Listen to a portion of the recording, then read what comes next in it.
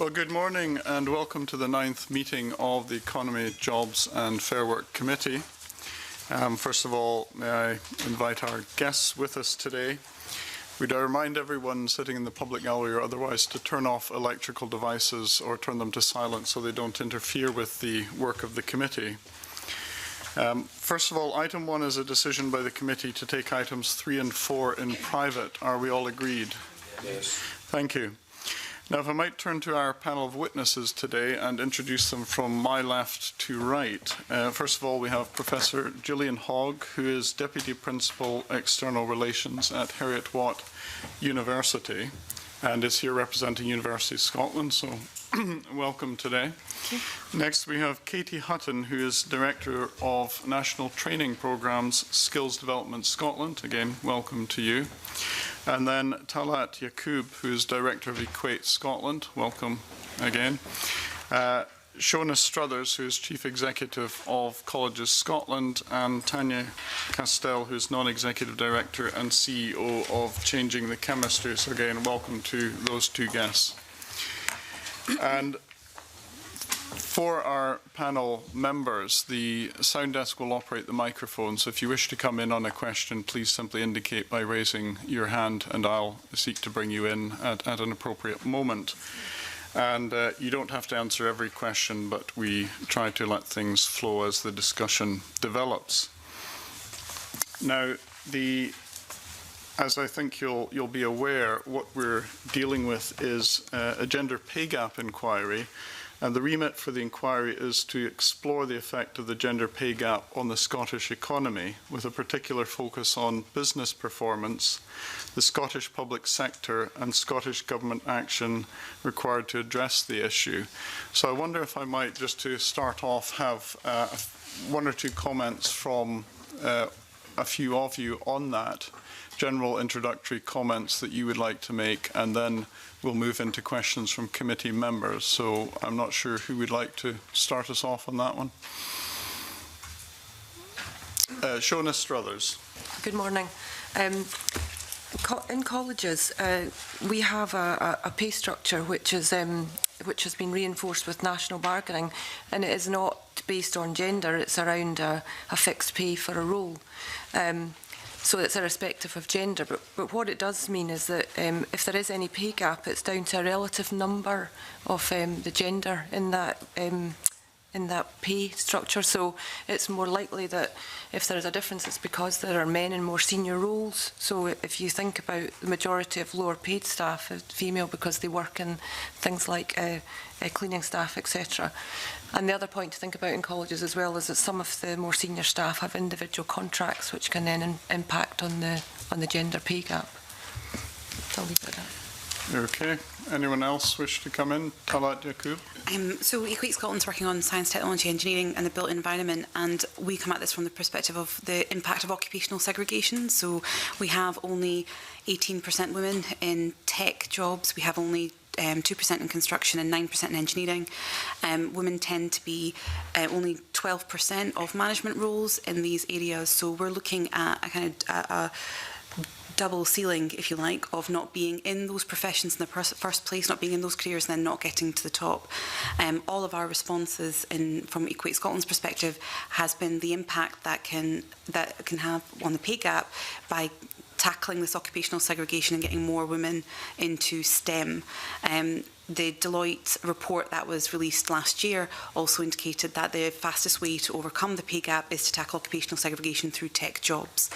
So just to highlight that particular perspective that and Equate Scotland are coming at it from. Perhaps one other contribution at this stage, Tanya Castell. Changing the chemistry comes at it from a slightly different perspective. We are focused on changing the chemistry in the boardroom, so we're trying to improve diversity in the boardroom, but very much from a perspective of making work a fairer place and hopefully changing the environment, because, as already mentioned, you have some structural elements where you have a lot of the women working at the lower level, which increases the gap. By focusing on how to address things such as unconscious bias so that you can get a greater proportion of women at a senior level, then hopefully ultimately the gender pay gap will disappear over time. Right, thank you. Well, I think we'll now move on to questions, and our first question is from Bill Bowman. Thank you, Convener. We've been asking the panel the same question. While we will hear opinions and comments from you, do you believe there is a definitive set of statistics in Scotland on women's pay, earnings and employment that we can base basic information on?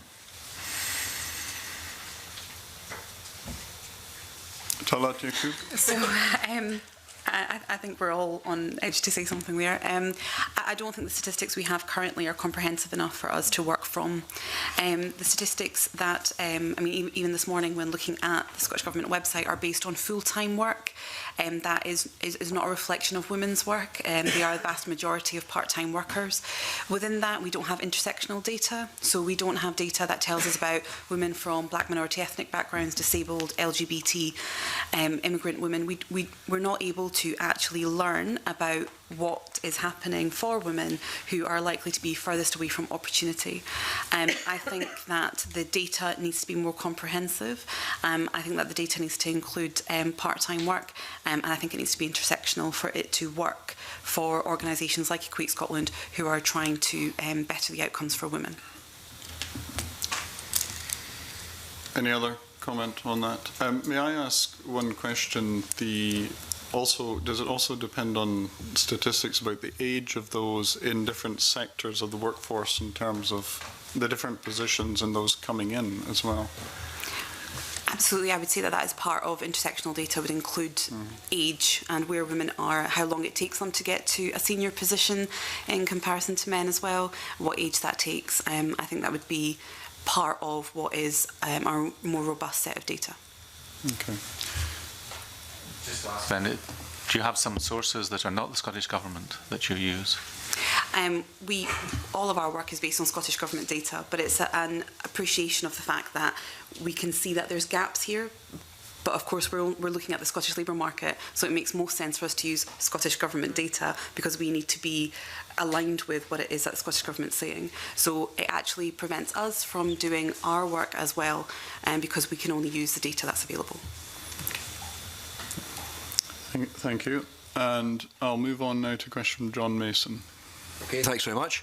I hesitate to speak for my female colleagues, but over the years that I've been involved in politics, I get the impression that there's been a kind of change, because I think maybe 20, 25 years ago, there was a kind of thinking that we don't want quotas and targets and all of that kind of stuff because we'd rather just everybody came through in their merits, etc., etc., etc. But kind of because we've made so little progress, I think I'm convinced now, and I think a lot of other people seem to be, that we do need quotas and targets. So I'm interested in your feelings. Do quotas and targets work? And are they necessary? Are they desirable? Where are we going with that? Tanya Castell and then Shona Struthers. So from my perspective, thinking about the board level, certainly we do support quotas. You're right, you would like to think that they shouldn't be necessary, but if you look at the data around unconscious bias and how bias impacts all the decisions we make, regardless of gender, you might have heard the example of in orchestras where they introduced blind auditions and the success rate of women, and it wasn't actually about women, they did it because they were worried that too many musicians were coming from certain teachers, and the success rate of women went up 50% at first audition and 300% at final audition. There's also research done by Harvard around private equity, so doing Dragon's Den type pitches, where the same pitch, all you've got is a video and a different voice, a male voice or a female voice. Men were just slightly more than twice as successful at pitching for the same pitch. So to my mind, to overcome the biases, for a short time, I think we need targets. My view, they shouldn't be there long term. Once you've overcome those biases, hopefully you can get closer to being a true meritocracy, in which case they should go away. But I think we need them until people get more used to that mix. And I would add to that, I think if you look at anything that you want to improve, you never really improve anything unless you set yourself a target and you monitor it and you measure it. And whilst we might think that you shouldn't have to do that, I think you absolutely do. So I would cite 2 examples that are currently happening within the college sector. There's the college sector is signing up to the gender pledge, the 50-50 board members by 2020. I personally have been a board member. I wouldn't like to think I was on that board just because I was female. But the reality is, I think you need the target to make you aware of it. It's about raising awareness. And then I'd like to think that if a woman was successful, it was because of skills, talent, experience as well. So that's one thing. And then I think the other thing I'd like to cite to you, where again we're measuring, is in the college sector we have the Gender Action Plan, which is a huge initiative that's been started by the Funding Council that goes across colleges and universities. I'm sure my colleague will pick this up. And in there, again, it's about raising awareness, but it's a deliberate policy to set targets that we can measure. It's about closing the gap where there's some of the courses like care, for example, there's 4% of men are in care courses, and in engineering, 4% of women are in engineering, so huge gaps. And I think the only way you close those gaps is raising the awareness of the gap and setting a target to try and meet. So there's a target set by the Funding Council to close the gap to at least, well, 75%, so reducing that huge gap to less of a gap. But I'm a great believer that you do need to put these targets in place if you really are going to try and change anything. Katie Hutton. I think targets can be useful. I think what you've also got to think about then is the time scale for them, for instance, and also maybe consequences of them. So, for instance, if you look at occupational segregation, and like the Funding Council and the colleges, we've got an Equalities Action Plan for modern apprenticeships. And apprenticeships are reflective of occupational segregation. They are a job with training, so they do reflect that. That doesn't mean you don't do anything. You actually try and affect it. And I think your previous witnesses have gone on about the sort of complex forces that are at play here in terms of how we end up with the workforce that we do. Part of it is about the systemic nature, about societal attitudes, etc. So to affect what's happening in the workplace, you have to start early on. So it takes time to see that coming through then in terms of change in the workplace, starting from primary school. So again, if you're looking at targets, I think you should look at how long does it take for something that has to happen early on so that attitudes aren't, attitudes can change, etc., to then what happens within the workplace. And I think also the consequences. So, for instance, if you set quotas for specific places, etc., then you have to accept that if individuals, because their attitudes haven't changed, etc., don't come forward to those places, then those places are going to be unfilled. So I think I'm saying that targets can be good, but you just got to think about it, the practical consequences of it, and also sometimes the timescales. Yes, Professor Hogg. I think in the university sector, we're very aware of the fact that it goes back into schools. So, yes, we want to close the gap, but if girls aren't taking physics in school, they can't apply for physics at university. So you have to look at it across the piece as to right throughout the educational timeline. How do we encourage more girls into the kind of subjects that will lead to STEM at university? But also, I think we're very aware of the fact that male representation at university is falling. So over the past few years, we've had 40% of males approximately and 60% of women coming to university, but they are then going into gendered subjects when they're at university. So very few women take computer science, very few boys take psychology. So it's quite a complicated picture. It's not just one target, it's a target within subjects as well. Well, I mean, that leads me on. Clearly Tanya Castell's saying set targets for the board, but I mean, some of your answers are making me think we should set targets for physics class and set S5, so we should have equal numbers of boys and girls in the physics class. I mean, that would be the way to force it through, would it not? I don't know whether you can actually force people to take physics or maths at school. I think it's more about the culture within the education system that encourages getting away from gendered subjects. And we know that the number of boys taking languages is falling. Whereas obviously you can't come to university to study languages if you haven't got a higher in languages. So it's about a culture throughout the education system, I think, rather than saying we'll set a quota at university if we don't have a pipeline for people coming through. Okay. I think who wants to come in? So quotas and targets work. They've been shown to work, particularly at board level. leadership roles. So from Equate Scotland's perspective, yes, they work. There's evidence right across Europe to show us that it works. But quotas and targets work when it's an evidence base and there is essentially an action plan as to how you can stop using them in the future, so that it is changing culture and changing attitudes. So at the moment we only have at SEQF level 6 and 7, we only have 23% of the pupils are girls. If we were to set a quota of 50%, without doing attitudinal change, without tackling gender stereotyping and having training for teachers and parents even, and starting at that early age of what subjects are wanted to be taken, those quotas or targets would not only prove to be ineffective, but there might be hostility towards them. So there has to be an approach that is holistic, and I don't think an approach on quotas in primary and secondary schools where there isn't an evidence base to say where they've been successful is necessarily the correct approach. Where we have boardroom targets, that's been proven across Europe to create change. What I would suggest is that there needs to be a lot more investment in cultural and attitudinal change across from early years right the way through at the end of secondary school and when university choices are being made. Okay, thanks. I'll leave it to that. Well, perhaps I could just follow up 1 or 2 points, because I think it was touched on by Professor Hogg.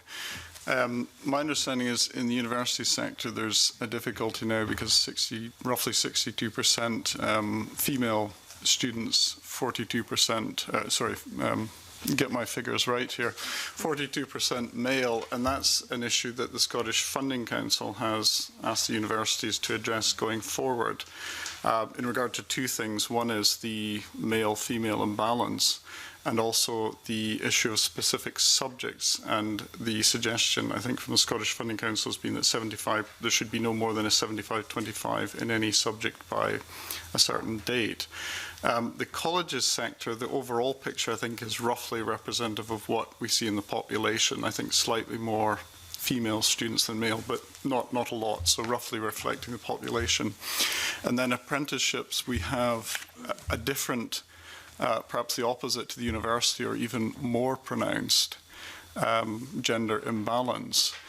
Now, what I want to ask for your comments on the universities, that was an issue that was certainly focused on for a while to change the balance, but now it's gone to the opposite, in the opposite direction.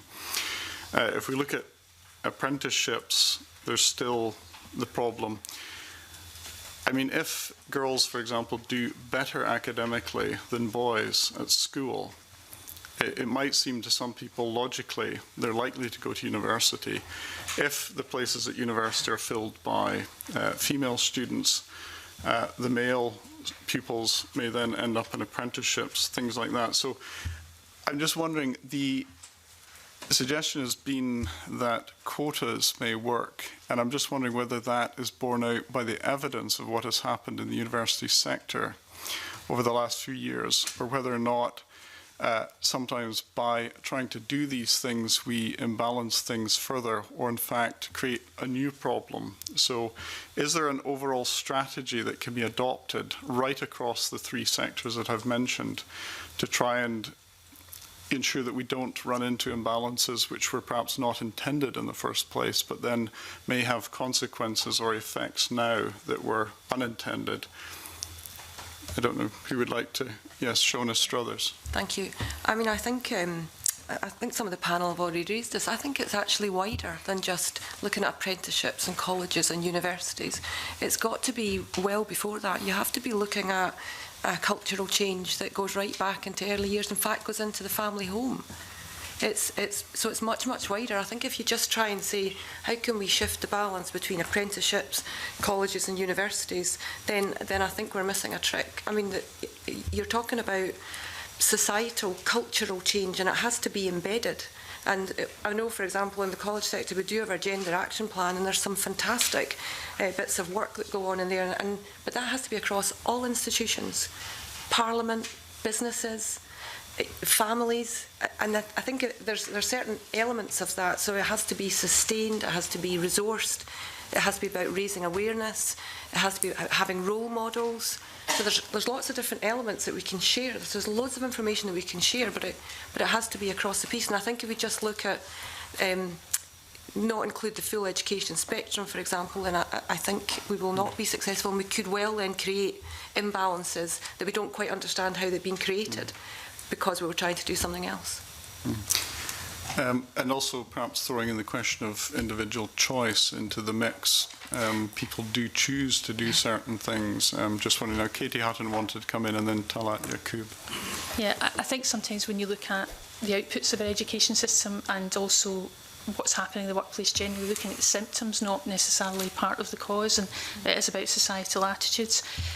One of the big projects we've invested in over the last couple of years to try and create this pipeline towards apprenticeships and also non-gendered choice within FE and HE is around working with the Institute of Physics. And what we did there is it's about a whole school approach to looking at gender balance, and it's about both influencing the kids at school but also influencing the influencers, and that's the parents, the teachers, etc., and looking at unconscious bias that's going on in terms of how lessons are taught, looking at the curriculum, etc. We allied that deliberately to the Education Scotland 6 STEM cluster areas, because what we wanted to do was see this be sustained and also disseminated, working with the inspectorate to make sure that we could learn the lessons from that. And what we've done as a result of that, and it's in second of its third year, is use the resources from that, and Education Scotland are now going to disseminate that across Scotland. So I think that's got a better potential of being anchored within the school system because you've allied it to the work that Education Scotland are doing. But there is all these other influences that go on, and that is what you're fighting against all the time. And so I say a holistic approach, yes, but it is difficult. Now, Talat Yaqub wanted to come in. I think what we're talking about is either having the status quo or quotas, and I don't think we're talking about what actually happens in the middle. So I think there's right places for quotas to exist. I think there's evidence to say that targets can exist right across the pipeline, because I think what Shona said about having something to aspire to creates change and creates a strategy. I think that's important. But there doesn't need to be, there's space in between, and good practice examples of positive action measures that are being taken by a range of different education institutes, particularly in the college sector. So we work with City of Glasgow College, and they have pioneered a Women into Construction HNC and Women into Engineering, and it's all women for the first year, and then they move into a mixed group. But the idea for that is to have a safe space to be able to pursue a subject that you perhaps were stereotyped into not taking, and that has been proven to be really successful, and it's oversubscribed. So there's clearly appetite for women to be in these subjects if we are innovative in the approach that we take to get them there in the first place. Now, City of Glasgow College is an example of a college that has put targets in because they want to have a certain number of women in their mainstream engineering subjects. But the innovative approach was to have this first year, which was based on positive action and for women only. So targets work, and there are innovative ways to pursue them that I think we need to be reflecting on a little bit more. There's a little bit of a reluctance to pursue positive action measures despite them being evidenced and legal and the right way to go. And what I would love to see out of this committee is an encouragement to pursue positive action measures and case studies into how that can happen. Jackie Bailey wanted to come in with a question. Just very quickly, because it's relevant to what's been discussed. I'm fortunate to have a STEM hub at St Patrick's Primary School in Dumbarton in collaboration with the Glasgow Science Centre, and I went there and it was just tremendous to see all these young people, P2s, engaged in science activity, so much so that there's interest from the parents, and the parents will be going in of an evening.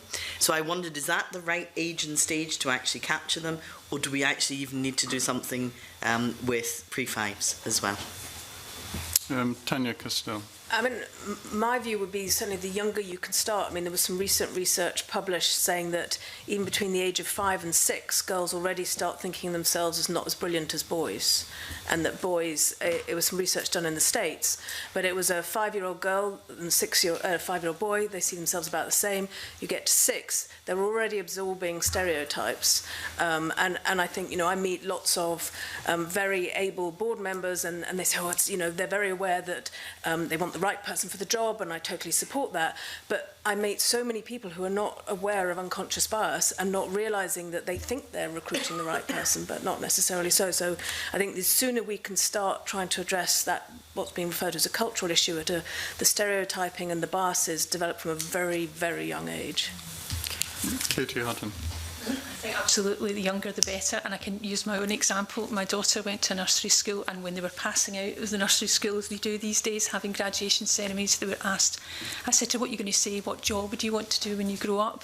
And I was giving her ideas, and she said, no, that's a boy's job.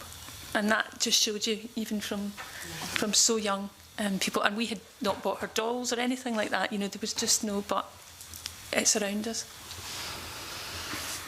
Ash Denham. I was just going to ask on the back of this idea of the fact that we need to do better at getting girls into choosing STEM subjects, and we're talking about, you know, at the younger ages.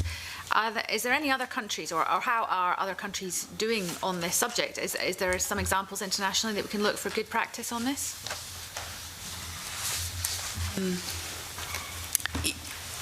Yes, there's. I mean, the statistics that we have in Scotland and the UK are one of the worst in Europe. I'm afraid.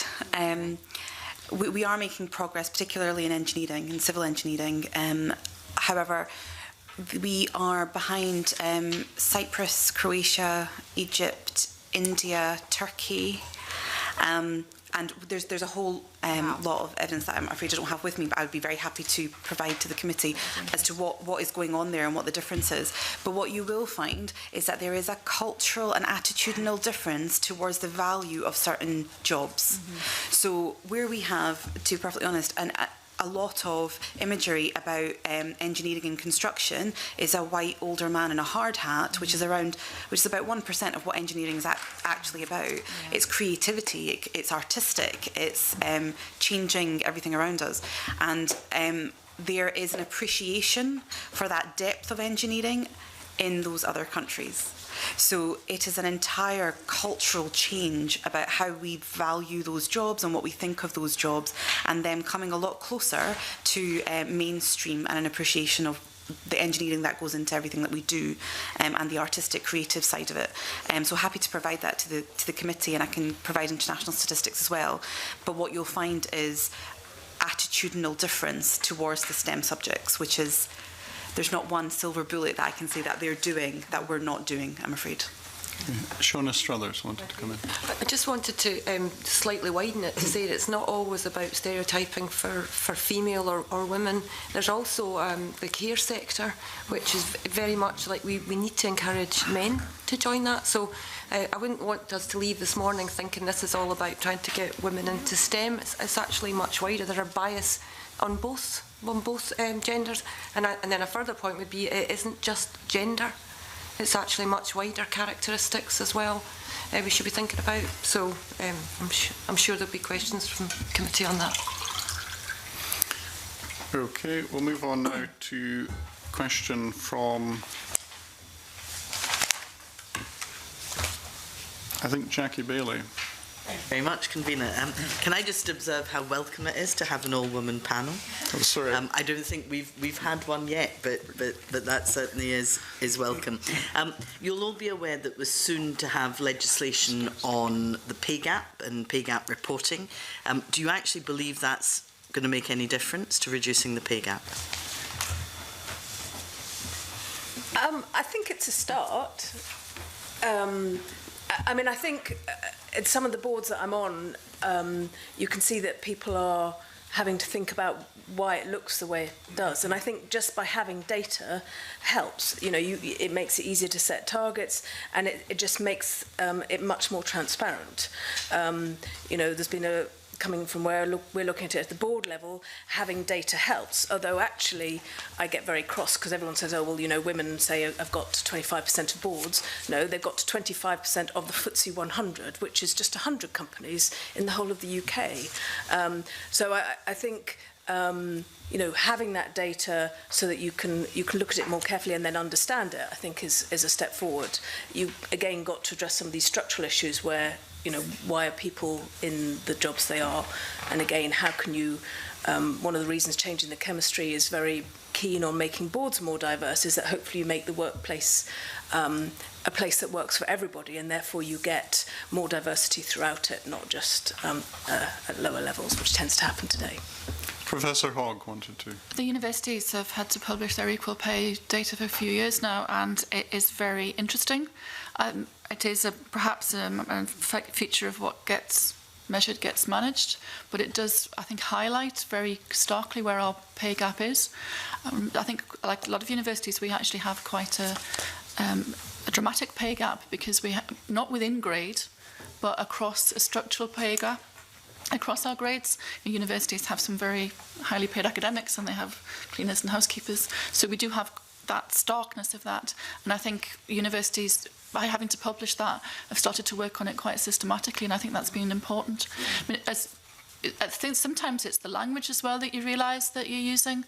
So, for example, we have in the university housekeepers, and they're all women. If you called them building managers, would more men apply for those jobs? So you start thinking about the language that you use and what your culture is within the university. So I personally find publishing the equal pay data has been important. Can I just follow that up? Because obviously this applies to companies with 250 employees or more, and Scotland, as we know, is typically an SME-driven economy. So I'm wondering whether you think this should actually be extended, and if it should, what do you think the threshold should be?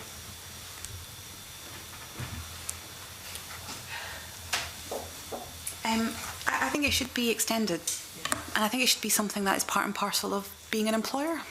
So if you're an employer, publish your pay gap so that you know that this is something that you have to work on. I'm not entirely sure why the threshold is there. At the end of the day, we're trying to create fair workplaces. So whether you have 5 or 250, both of those workplaces should be fair and equal. So I think that's something that we need to consider. But I also think it's the reality here is that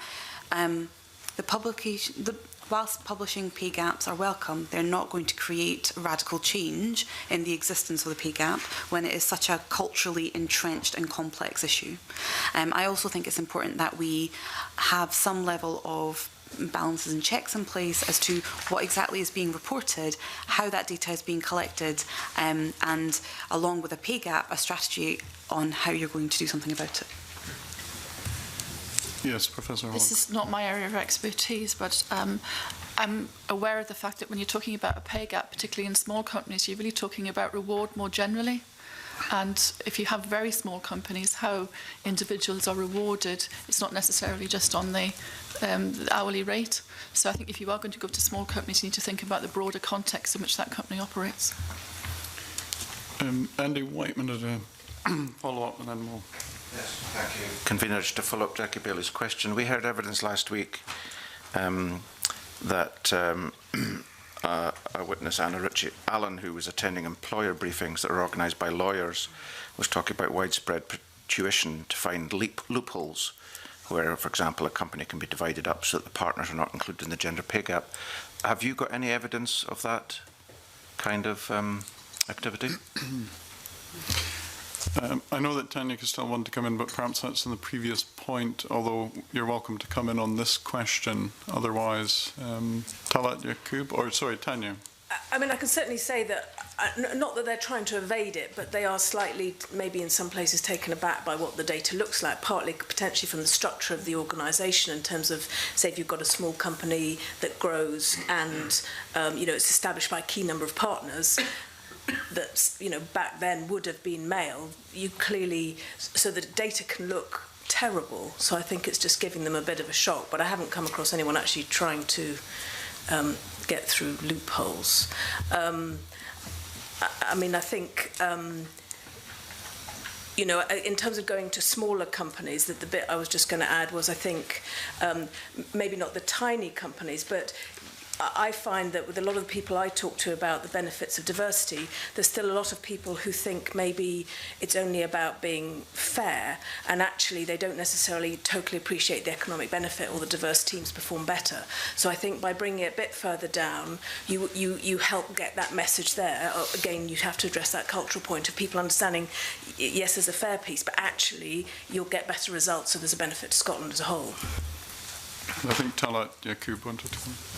Given the fact that we work so closely with employers, I don't think any employer is going to put their hand up and tell us that that's what they're doing. So I can't give you a case in point of that happening. But yes, that is what we've heard anecdotally, and Anna's right to point out. I think that's what I was getting at when I politely said checks and balances in how it's reported and where the data's coming from and how it's collected. Just asking employers to publish their pay gap, whilst they all might be doing it differently, it doesn't create any kind of coherence and doesn't actually benefit the cause at all. And Shona Struthers. Thank you. I would also just like to add, sometimes it's more than just pay. I'm thinking about working practices. So if you have perhaps an array of flexible working practices, that can often help tackle gender imbalance as well. So if you don't, for example, allow part-time working or flexible working or flexi-time, then those things can also impact. So it's wider, I think, than just a pay-gender gap. Right. Now, I had inadvertently passed over Richard Leonard, who had some questions to ask, I think, relating to public boards. So my apologies to Richard Leonard, and perhaps you could come in at this stage. Yes, I accept your apology, convener. Yeah, I mean, I just want to look at the public sector, the role of Scottish Government and public agencies. And I'm going to look at a specific example, but I think it maybe draws out some general points. And I'm looking at Katie Hutton because it relates to the Scottish Apprenticeship Advisory Board structure, which is, again, at the root, to some extent, of the whole debate about occupational segregation, and apprenticeships is one of the areas where we need, I think, there's general agreement on, we need to do more work to try to diversify the channels, the jobs, the occupations, the apprenticeships that young people go down. But when I was checking fairly recently, and I looked at the composition of those people who populate the advisory boards, when I looked at the Employer Equalities Advisory Group, 70% of those were women. But when I look at the main advisory board, which is the principal vehicle for advising Skills Development Scotland and the Scottish Government, it turns out that it's the complete opposite. In fact, it's worse. Nearly 80% of the composition of the main advisory board are men, and just 19–20% are women. Doesn't that tell us something a little bit about where we're missing the target as far as representation, quotas, targets, getting our resources and our brains in the right place? I would disagree with you that that the SAB as it stands is a collective sum of its parts. Every bit of it is as important, to be honest, because we see those bits about frameworks and standards and equalities and employer engagement being there. To a certain extent, I think you're right on the gender balance of the advisory board, which is kind of reflective also because we deliberately targeted CEOs to try and get employers to take a real interest in driving apprenticeships forward, because we always talk about being employer-led, and it's important to be there. It's something we set it up, and it was also a function of who said they would come on it as well, because clearly CEOs and chief financial officers as well are clearly busy. I think even in the qualities advisory group, qualities part of it, we've also recognised that we have to, now that it's been set up and running, maybe we have to look at who else we need to bring on to these groups as well. So I mean, that's certainly something that we're alive to and we should be doing something about.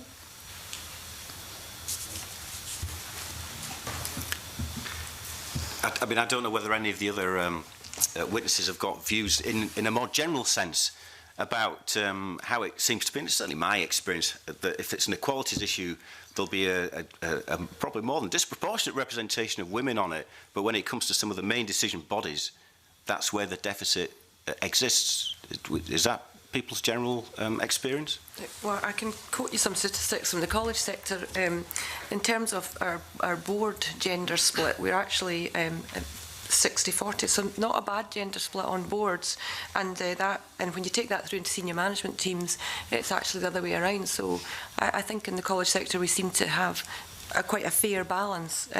However, I could draw your attention to the chairs of college boards, and when you look at that, there is a disproportionate number of males to females in the chair position. So that, for me, it's an observation more than anything.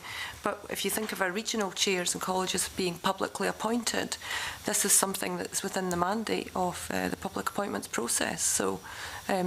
And there we've got 23% female to the rest being male in regional chair public appointments. So it's not particularly representative of the sector as a whole, because actually the gender balance is good there. And who makes those appointments? Sorry. The regional chairs are publicly appointed. By the Scottish Government. Thank you. Tanya Castell. I mean, I think there is, in terms of your question, there is certainly on a lot of diversity events, one recently with Scottish Government, Scottish Enterprise, Highlands and Islands Enterprise, you do get more women, a majority of women versus men. So there is still something about how you engage men. Clearly, obviously, a lot of men here. I hope I'm not offending anyone. But I think there is something about quite a lot of people get men turned off by the diversity piece, which for me is why it's so important to promote the benefits to business or organisations. It's not just commercial businesses, that you do have those different perspectives, and therefore you do get better performance. I mean, I think the Scottish Government Public Appointments team have done an amazing job in terms of improving on gender diversity, what they've done. Changing the Chemistry, I should say, has been working with them, so possibly slightly biased, but and it has definitely been improving. And I can say I'm on a public sector board, and we're 50-50, so in Scotland. Right, thank you. Now we'll move to a question from Ash Denham. Thank you. My question was around occupational segregation, which I know we've covered in parts of your answers already. So clearly we need to do more at different levels, so apprenticeships, we've touched on that a little bit, further education, higher education. And Talat, I think it was you that mentioned, the idea of positive action measures, that they work, that there's case studies, and women in construction, that course, was that a further education course that you mentioned already? So could you give us some more examples of other positive action measures, maybe at these different levels, that's things that we could be looking into that, we have evidence that they do work? There's an opportunity for me to plug Equate Scotland's recent report, Rising to the Challenge. It's filled with case studies, specifically on positive action. We, Equate Scotland, the vast majority of our work is trying to get employers to take positive action measures. One example of this is our CareerWise project, which is a women-only placement, paid placement in industry for third and fourth year graduate undergraduate students. Mm-hmm. We have in a year around 40 placements. We will have up to 300 young women apply. There is demand there. It's just another example of positive action working. Every year we've had more employers take part, and it's in year 3 now. So it's working, but it's about getting employers to recognise that positive action, it doesn't need to be frightening. You can get support in it, and it's perfectly legal. There is a misunderstanding between positive action and positive discrimination, which we need to overcome because it's preventing employers from taking part. So the CareerWise project, that includes a whole set of organisations, Computer Application Services, which is a Scottish SME, for example, and we can provide you and the committee with a whole range of case studies on that. There's also West Lothian College is doing something similar to the City of Glasgow College, which is about getting women into engineering. They're the two kind of positive action examples that I can give, and I know that is being pursued even more with the Gender Action Plan as well. There's also other small positive action measures that can be taken about, and it's what Professor Hogg referred to, about changing language. So, for example, for a case study that we were putting together for the tech sector, job descriptions that looking at Indeed.com, putting in technology and putting in the word aggressive gave me 9,500 jobs to choose from. Looking at the word dominant gave me just over 2,000 jobs. So having conversations with employers about how they market themselves and what language they're using is fundamental to creating that change. But just on occupational segregation, it's also really important that despite being a STEM organisation, but being a feminist, the other part of this is the undervaluing of the work where women are now. So in care, in social care, in teaching, in cleaning, in administrative services, where women are is undervalued. So whilst we're trying to get women into STEM, there also needs to be equal push to value the work on the other side. Otherwise, why would men pursue those jobs? And how can we then value the women who are there and overcome the pretty significant occupational segregation? I think there's examples across the universities in Scotland of how the universities are working with schools.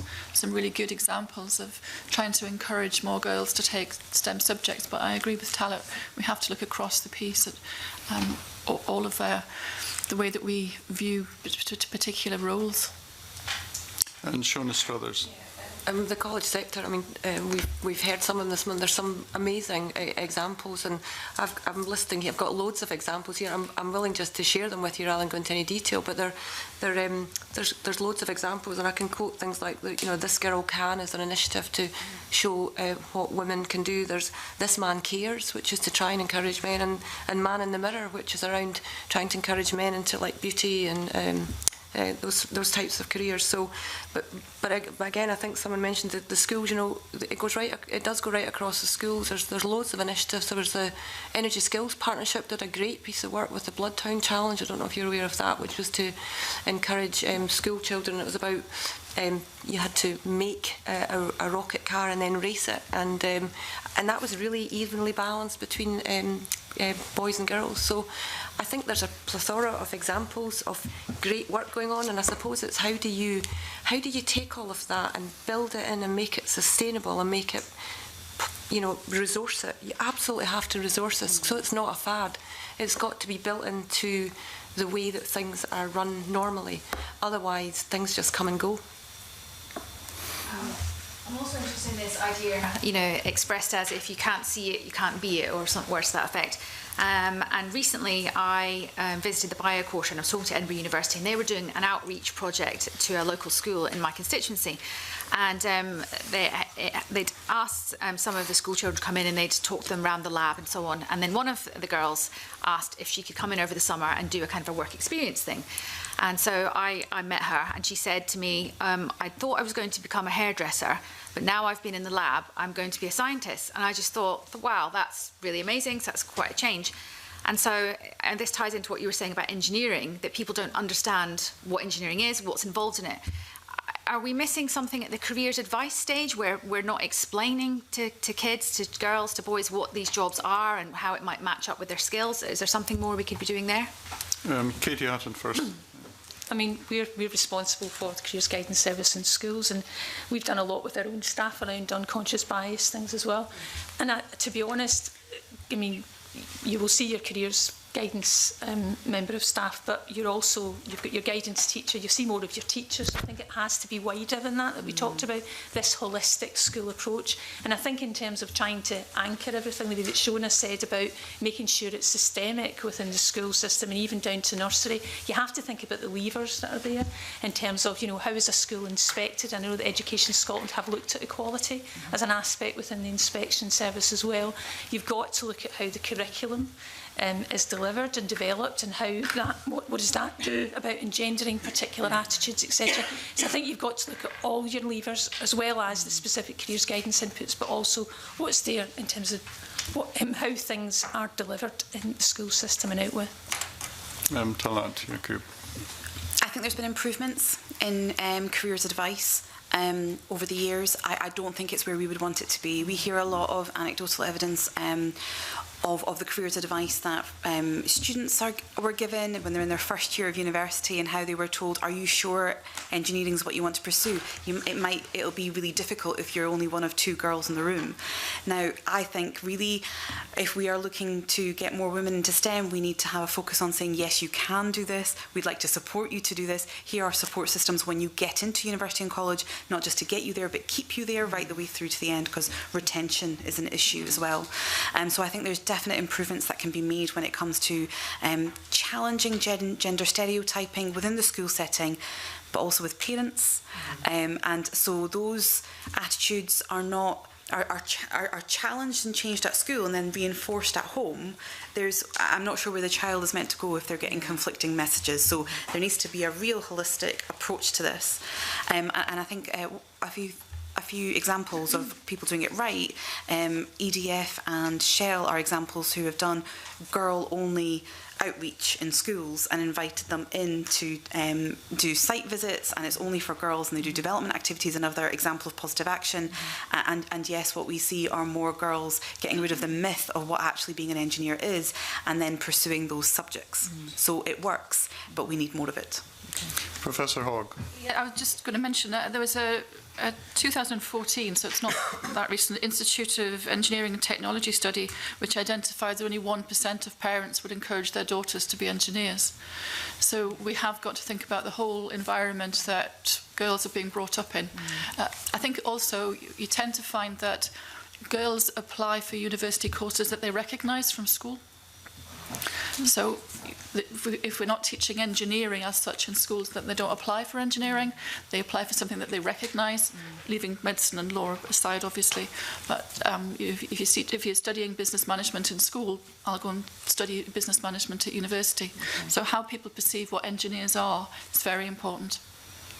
Just linking into that, there's a great example at Fife College of changing of the titles of HNCs and HNDs to include the words creativity and art, and they've had an increase in the number of young women who apply. So having something that says technology or software design rather than software development. And it's words that are that feel more approachable and that are recognised in the work that you've done in school, means that you're more likely to apply in the same way. Job adverts work in the same way. So Fife College is a really good example of them looking at the prospectus and changing the language so that it feels more accessible and welcoming to young women. Right.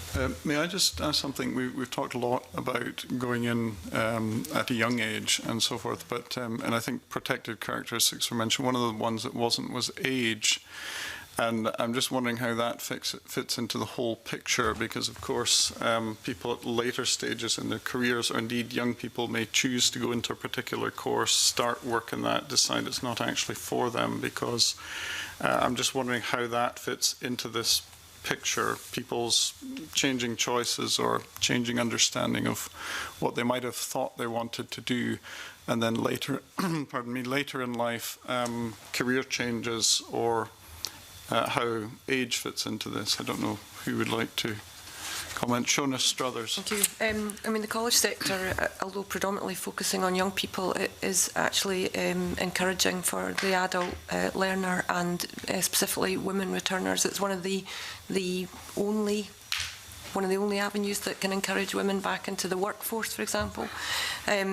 I recall we used to have, back in the day, women's technology centres. Don't know if anybody's aware of them. I personally served on one of the boards of a women's technology centre, and what they did was encourage women from regeneration areas who had no qualifications at all and actually didn't have the confidence to go to college or anything. So we're making an assumption that women returners will actually go to college. So there are some groups that you need to reach that are harder to. So I don't think there's any women's technology centres left anymore, which is a real shame, but they did low-level qualifications and just got people back into studying. They either went on and studied more and got further qualifications, or they joined the workforce. But certainly the college sector is an avenue to encourage returners and adult learners, and to reskill and upskill, because often if you get made redundant in your 40s or 50s, sometimes there are no obvious avenues where to go. So I think keeping the college sector open and available to the adult learner and not just for young people is absolutely vital. Thank you. And Talat Yaqub. Just following on from that, I think colleges are a space where that happens now, and we can take a lot of good practice from. The City of Glasgow College Women into Engineering, HNC, whilst there are 18-year-olds, young women who are 18, there's also women who are 40, 50 having a career change there. So I think there's good examples that we can take from that.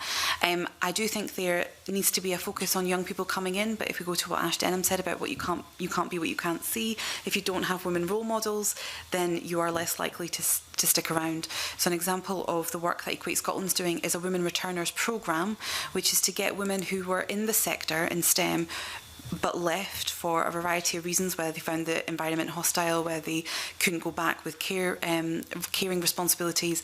We are doing paid placements with employers to get them back into work and get them contributing to the STEM sector once again.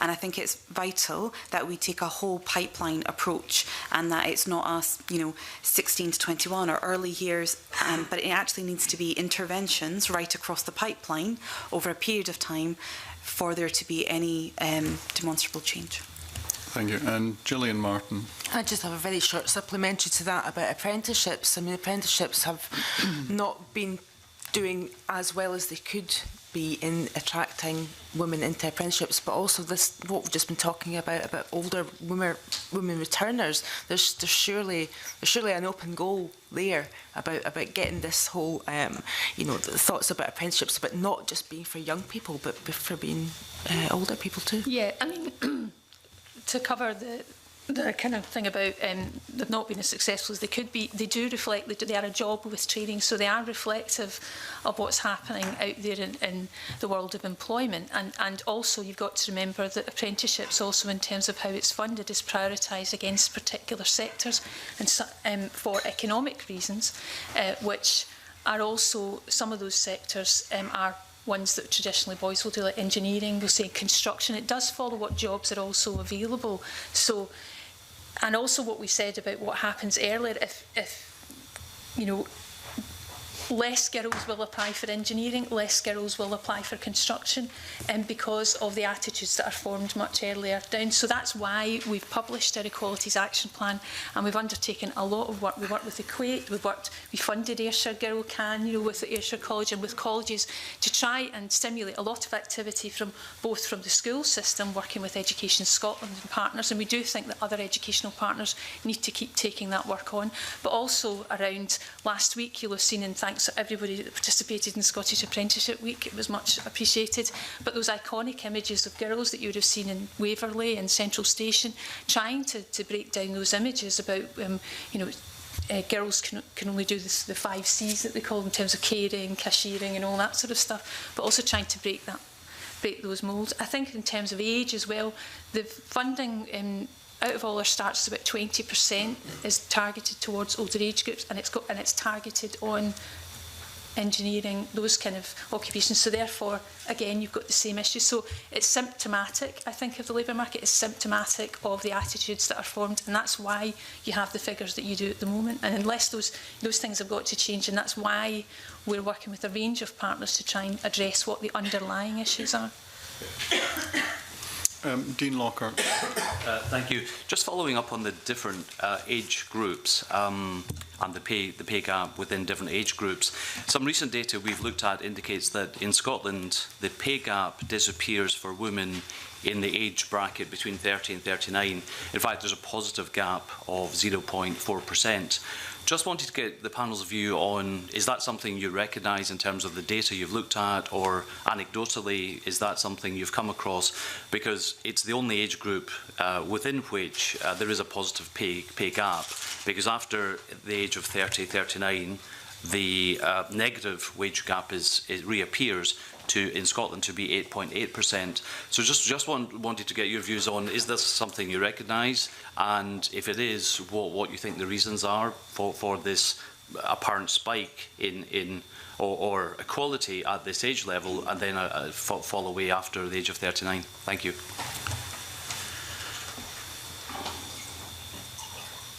Who would like to try that one? I mean, for me, it would have to just be anecdotal, which is around maybe women returners and it being flexible working patterns that just perhaps aren't there, and it just doesn't encourage people to come back in at the same level in the workplace, but it's purely anecdotal.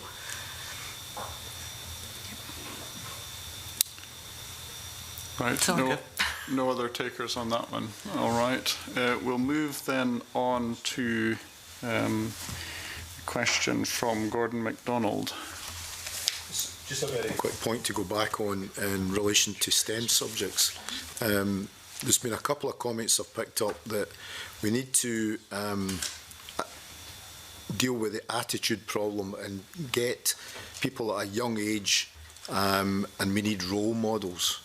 So my question is, the majority of nursery teachers are female, the majority of primary school teachers are female, the secondary school teachers are about 50-50. So, you know, is it a cultural issue, or is it an issue that because the people that are teaching our youngsters haven't actually raised their horizons or dealt with the problem because it's not a priority? I mean, how do you deal with it when the role model is female throughout most of their education?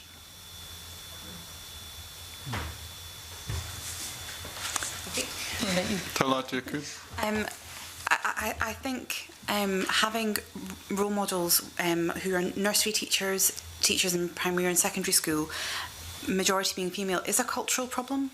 So I don't think that those can be separated out. I think a cultural problem of women being more likely to be pursuing jobs that are about care, that are involve children, naturally there's going to be, the consequence of that is going to be more women in those roles, and if you ask children, you know, who looks after you, and they will refer to women. They will refer to the women around them.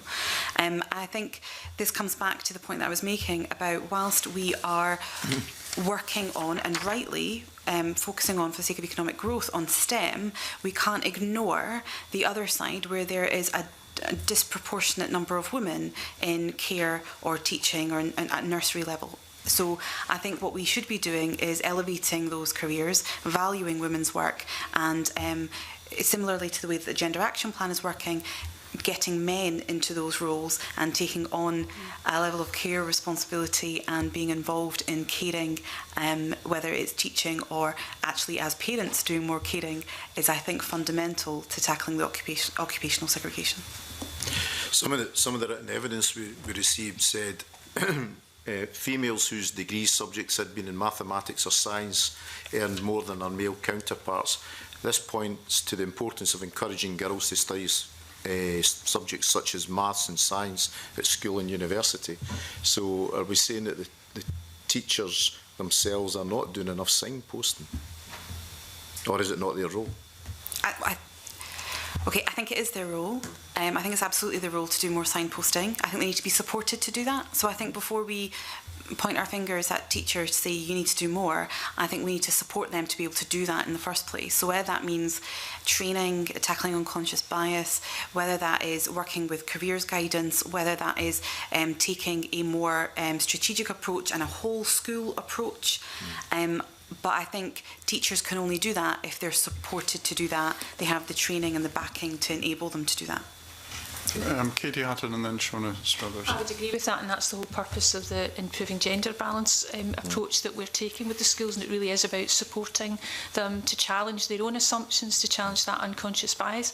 Also, you mentioned nursery care. One of the things we challenge around looking at the numbers in terms of childcare, looking at who's involved in that in terms of the jobs that are there and apprenticeships. And one of the barriers that there is also the cultural attitudes of parents who sometimes aren't happy about a man working with young children as well. So it's part of just that whole wider cultural thing that I think we've all talked about today.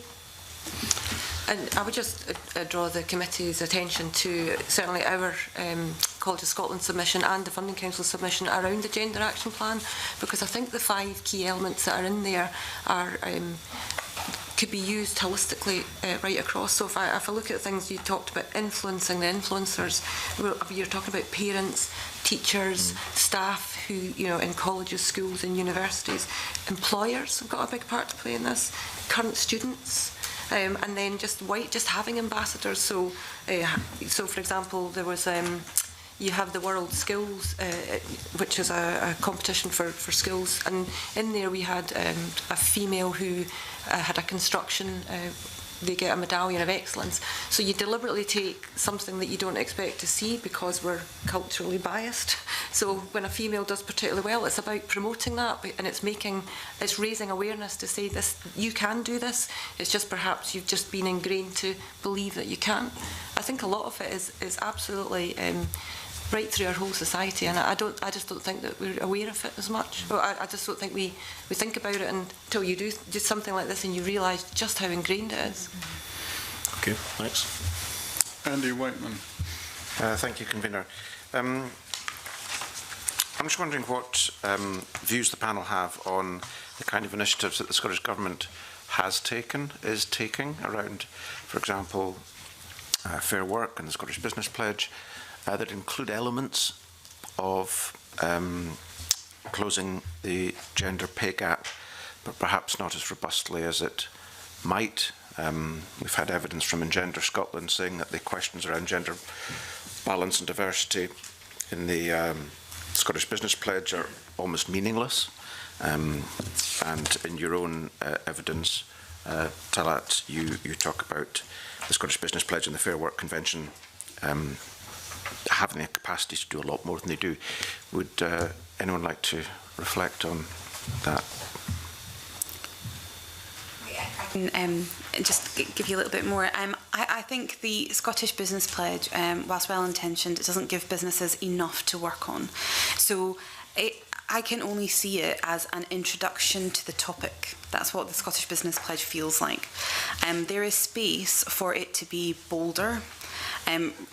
The aspect that is about gender is about balancing the workforce, and then you sign up to it, you'll say you'll do something about it, but actually, are you asked for a strategy? Is there accountability as to what you're doing to create a balanced workforce? Is there monitoring and evaluation? Will anybody be checking in to check that actually what you have pledged you are doing, and actually asking the women with those employers, is that making any kind of difference? So whilst it can't be seen as anything more than a softer touch introduction, and there has to be a lot more bolder intervention if the business pledge is actually going to do what it intended to do. And I think what exists there are vague sign-ups. I think there needs to be targets. I think there needs to be specifics about the expectation from employers if they sign up to such a pledge. So to be clear, are you suggesting that those bolder ambitions could be embedded within the Scottish Business Pledge? They could be. As it stands, I don't have any evidence to be able to, and despite looking for it, to be able to point to say that the Scottish Business Pledge has created a balanced, as going in the right direction to create a balanced workforce. And I don't know where the evidence would be coming from or how data collection is being carried out with the Scottish Business Pledge. If it's to be something that is an intervention that will create change, then it needs to be specific. I think it needs to be target driven. I think it needs to be bolder, and it needs to have accountability and monitoring and evaluation as a core part of it. Okay, just continuing this conversation, you also say in your evidence that there's space for the Fair Work Convention to have a bigger impact. We had Patricia Finlay last week, who, as I understand, is the academic advisor, I think, to the Fair Work Convention, saying that it's a very prominent part of what we do. In the same way as the Scottish Business Pledge, what we need, I think Close the Gap and Engender in both of their responses said this, and we agree, is there needs to be a national strategy around how we tackle the pay gap. What we've talked about on this panel in every question is the complexity behind it, the fact that there needs to be interventions right across the pipeline. What is missing is whether you've got the Women in Work report, whether you've got the Fair Work Convention, whether you've got the Scottish Business Pledge, we have lots of interventions, but those are not necessarily coherent, they're not strategic, they don't encompass themselves in a way that employers can look at and know where to go for support and what change to make. So we completely back Close the Gap in Gender in calling for a strategy that brings these things together, that is coherent, specific and target driven. And in that strategy, do you think there's any role for further legislation, or is that something we should inquire of elsewhere? I think there could be a role for that. I would refer to close the gap for advice on that rather than from myself. Tanya Costello. I mean, I would support what Talat said. I think it could go a lot further. I won't repeat what she said, but I wholeheartedly support that. I think, you know, and again, providing that rationale, what I said earlier, just about helping businesses understand that this ultimately is a benefit, that it's not a pain in the neck for them, that they will get some result out of it. It's not just about being fair. It's, you know, this ultimately is better for Scotland. And it just comes across too many times that people are not aware of that difference of getting that diversity of thought into organisations. So I think just emphasising and pushing that makes sense. I would just add to that as well, the Gender Action Plan, which the Funding Council has just rolled out across colleges and universities, is embedded in their outcome agreements. So it's picking up all the points you make. It's a strategy, it's measurable, it's specific, and it's there to see, and that's absolutely what you need. Just coming back to the point you made, Tanya, about the evidence for the benefits to the Scottish economy, to any economy of having greater diversity, and making employers aware of that. Is that kind of evidence in the kind of format that it would be easy to convince employers about, or is it too generic, too macro? I mean, it's hard because clearly if you're talking about performance, there's clear evidence that diverse teams perform better, to have different perspectives, more creative, more innovative. If you're talking about actual businesses, so if we're talking about commercial organisations, the research shows that there is correlation. You cannot prove that it's because you've got more diverse teams at the top. That it's a direct connection, but there is a high correlation, and that's, I mean, there's been a lot of research done by McKinsey, Credit Suisse, that you get improved profitability if you have more diverse management teams and boards. So, I mean, that is relatively compelling. You just can't say absolutely, because there are two elements of it. One, you have a more diverse board, but actually are you saying something, going back to the points we've already been talking about the culture of an organisation that enables you to have a diverse board? And therefore, again, when we're talking about the gender pay gap, because you have a better culture, actually people want to stay. I mean, we were talking about that drop-off earlier at sort of 39. There is more research out there that shows that you get to a stage where women just quite often don't want to be there. They step out. I mean, you know, I guess I stepped out of my exec career, full-time exec career in my 40s, because you just sort of say, well, actually, that's not the way I want to play the game. I don't want to work 24/7 and actually have that aggressive nature. And so there's two elements. You know, yes, it performs better, but that could be because the culture of the organisation is different, and therefore you get a better quality of organisation, better output. In response to my question, you talked about the evidence relating to management and boards. Yes. I mean, that's a tiny fraction of the workforce. So if that's the most compelling evidence, that's not going to do much for... Oh, no, it's not the most compelling. I mean, as I say, there is research that a diverse team will come up with better outcomes, but I'm talking about when you're trying to measure diversity of organisations, they've tended to focus on at the top. And I would argue that if you make it the whole organisation, then you're going to get even better performance. Because when you're trying to look at a compelling economic environment, you're having to look at the bottom line. And I guess a lot of the researchers focus on the board level as does that make a difference? But yeah, there is other research which is just saying, does a diverse team perform better? And that does exist. I think Talat Yaqub and Katie Hutton wanted to come in on this. Very briefly, Equate Scotland's work is all about putting forward that business case. So understanding that there is an equalities and social responsibility, because I wouldn't want it to be only on the business case. I think there needs to be a responsibility and a social act involved in this as well. So we talk about both sides when we talk to employers. And actually, most of the time, we're not talking about boards, because other organisations are doing that. We're talking about diversity in teams. And where it works especially well, just to give you an example, is when we're talking about diversity in technology and engineering, because you are creating things for a customer base that is more diverse than your team. Just an anecdote to explain this. Apple produced the Health Kit, which was an all-encompassing health check that looked after every part of your your health and your body. When they produced it, it was an all-male team, and what they forgot was menstruation and reproductive checks. So they forgot that that existed, even though this is a whole health checking app. So when we talk about things like that, it becomes about reputation as well, and that created quite a lot of reputational damage. So we tend to pull out that example as often as we can. But in tech and engineering, it's very clear and easy to talk about the need for creativity and diverse minds when it is a diverse customer base.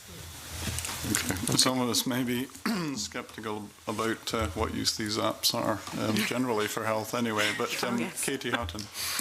One of the things that the Scottish Apprenticeship Advisory on Equalities has said that they will work with us on is exactly about selling the message in a believable way that will be accepted by colleges. We've run some things past them and they said, look, we'll work with you on actually how you know, providing that message in a thing that's meaningful to employers, kind of the stuff that Talit was talking about as well. So that will be part of the work of that group going forward.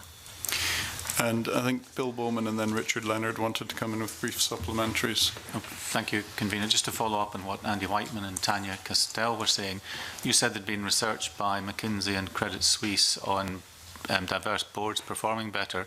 Have they actually identified these companies and we can see they are outperforming the markets, for example? Well, so the Credit Suisse one, I'd have to go back and check the exact companies, whether they listed them. There was a 2012 report, and they looked at listed companies, so they were looking at the return on equity. The McKinsey report was, I think, 389 companies. I'm just trying to remember if they list them in the back. Certainly they know who they are, so they're across the globe, Latin America, US, UK and Canada, I think it was. But it would seem that if you have this that's only two information, then why is that not sort of out in the market? Why are the fund managers not using this to improve the performance of their investments? Well, I'm not sure I want to go into the fund management space. There's a lot of debate on fund managers now. I mean, I think... but is that not fundamental of looking at the performance of a company? It is one aspect. That's why Credit Suisse did it. But it doesn't seem to bring it out into the...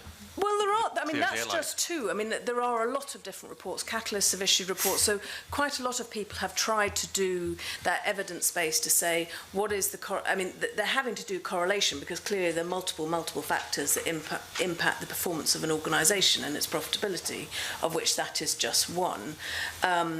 But no, I mean, the way the McKinsey did it, and they actually looked at ethnic diversity and gender diversity, and it was within your sector, if you had a diverse management team / board, your return on equity improved by, I think it was roughly 10% if you had a gender diversity in the top quartile. Interestingly, for ethnic diversity, it was a 35% increase in return on equity. I suppose my point is that doesn't seem to have stepped actually into the active investment management market. I think some people are aware, but again, it is only one factor, right? So it's not the only factor that's going to promote performance because regulation changes, markets move, I don't know, commodity prices move. So I think there's more discussion. Probably, maybe it says something about the fund management industry, possibly.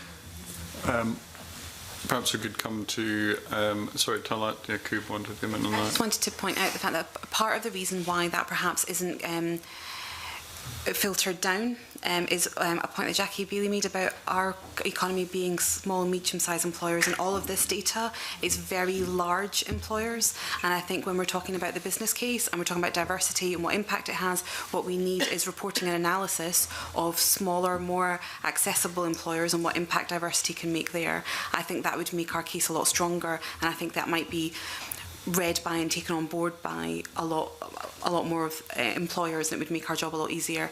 When I'm looking at the McKinsey report, it is very large employers. It is looking at where you can identify where a lot of work is already happening. Right, Richard Leonard. Thanks, Convener. It's just to go back to the point about the gender equality plan that was mentioned. I mean, and the 5 Cs has come up quite a number of times in the evidence session. And my experience, and I'm sure lots of other people's experience, is in the public sector, quite often 2 of the 5 Cs, cleaning and catering staff, are outsourced, and therefore don't always come within the scope of a proper gender pay evaluation. Is that the case with these gender equality plans, or is account taken of the fact that people might have different employers but are performing those kind of jobs? So can I ask for clarification? Do you mean as in how can the public sector and government hold them to account because they are employed by somebody else? Yeah, I mean, my view would be that a responsible public sector organisation would include in those lower paid workers, albeit they may be employed by a different outside agency. Yeah. Is that what's happening here? Well, I personally, I don't have that information with us, but I could certainly look at the college sector and see if that's how they calculate it, but I don't have that today. Yes, perhaps that's a point for all of the panel members. If issues have been raised that you would like to come back in writing on that you've not perhaps anticipated here or not had the detail to your fingertips, then please feel free to do that. And the committee may indeed write to you with a few additional questions, perhaps for clarification. But do feel free to respond. I would just add to that, though, that something that's just recently been discussed with the colleges is around living wage accreditation, which has actually taken your point entirely about low-paid roles like catering and cleaning, and making sure that at the very least they're being paid the living wage. So that's something the college sector is actively pursuing around living wage accreditation. Good. We are a living wage accredited employer. Okay. Right, well, may I thank all of the members of our panel. We're now coming to the end of this session, so thank you very much for coming in. And I'll now suspend the meeting to... Sorry, was there another question that a committee member wished to ask? Gillian Martin. Thank you, convener. I'm feeling a wee bit panicky there. You've mentioned about talking about the business case around having more sort of gender equality throughout a lot of areas. One of the issues that I have found about with regard to STEM is that when you're getting more women into studying STEM at university and college and schools and whatever, but they are not staying in STEM jobs. So there's issues around the workplace. You know, highly qualified women fully intending to have their careers in STEM and dropping off. What do you see as being the issues there? Okay, according to the Tapping All Our Talents report by the Royal Society of Edinburgh, 73% of women who graduate with STEM subjects do not stay in the STEM industries in technical roles. That's a huge drop-off. That is... it has an impact on the creativity, on the investment in those young women as well, by universities and colleges. When we have done data collection from those very women, it's a range of things. One is the lack of part-time flexible work in those areas, in those industries. We work closely to help employers pursue flexible work and part-time work. It is a struggle. There's not enough quality part-time work in those sectors available. The second is something that we refer to as microaggressions.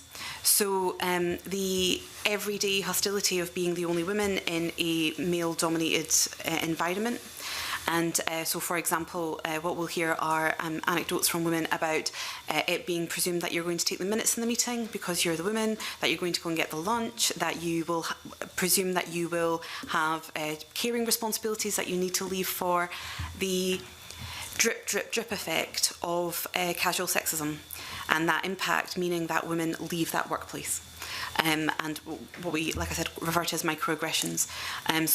And then there's another part of it which is about a lack of progression routes. So you stay in the sector for, say, 5 years, you notice those around you progressing and you aren't being given the challenging projects or the progression opportunities. So a lack of progression and promotion, a hostile work environment and microaggressions, and a lack of quality, flexible work in the sector. And coming back to the business case, losing good staff is bad for business. Absolutely. So, I mean, a message really, I suppose, that I'm interested to hear. Things like flexible working is not a cost to a business necessarily. Yep. It's a way of retaining talent. Would you agree with that? And you'd want to say, I mean, Shona's mentioned around flexible working and job sharing, and actually having those things in place as a norm. Absolutely. Yeah. It's not just necessarily about having them in place, it's having a culture where they're acceptable and that people want to actually take them up. So you can have a very good policy, but if there is a culture in the workplace that people feel that they're not encouraged to do that, or if they do it, they'll be sort of marked out as somebody who's different, then the policies themselves are not good enough. So it's the culture in the workplace that's important rather than the policies that organisations have. And it might mean that you have to take some positive action there to deliberately create joint roles. And I know the Funding Council submission, for example, talked about a joint director role for two females to share who perhaps had caring.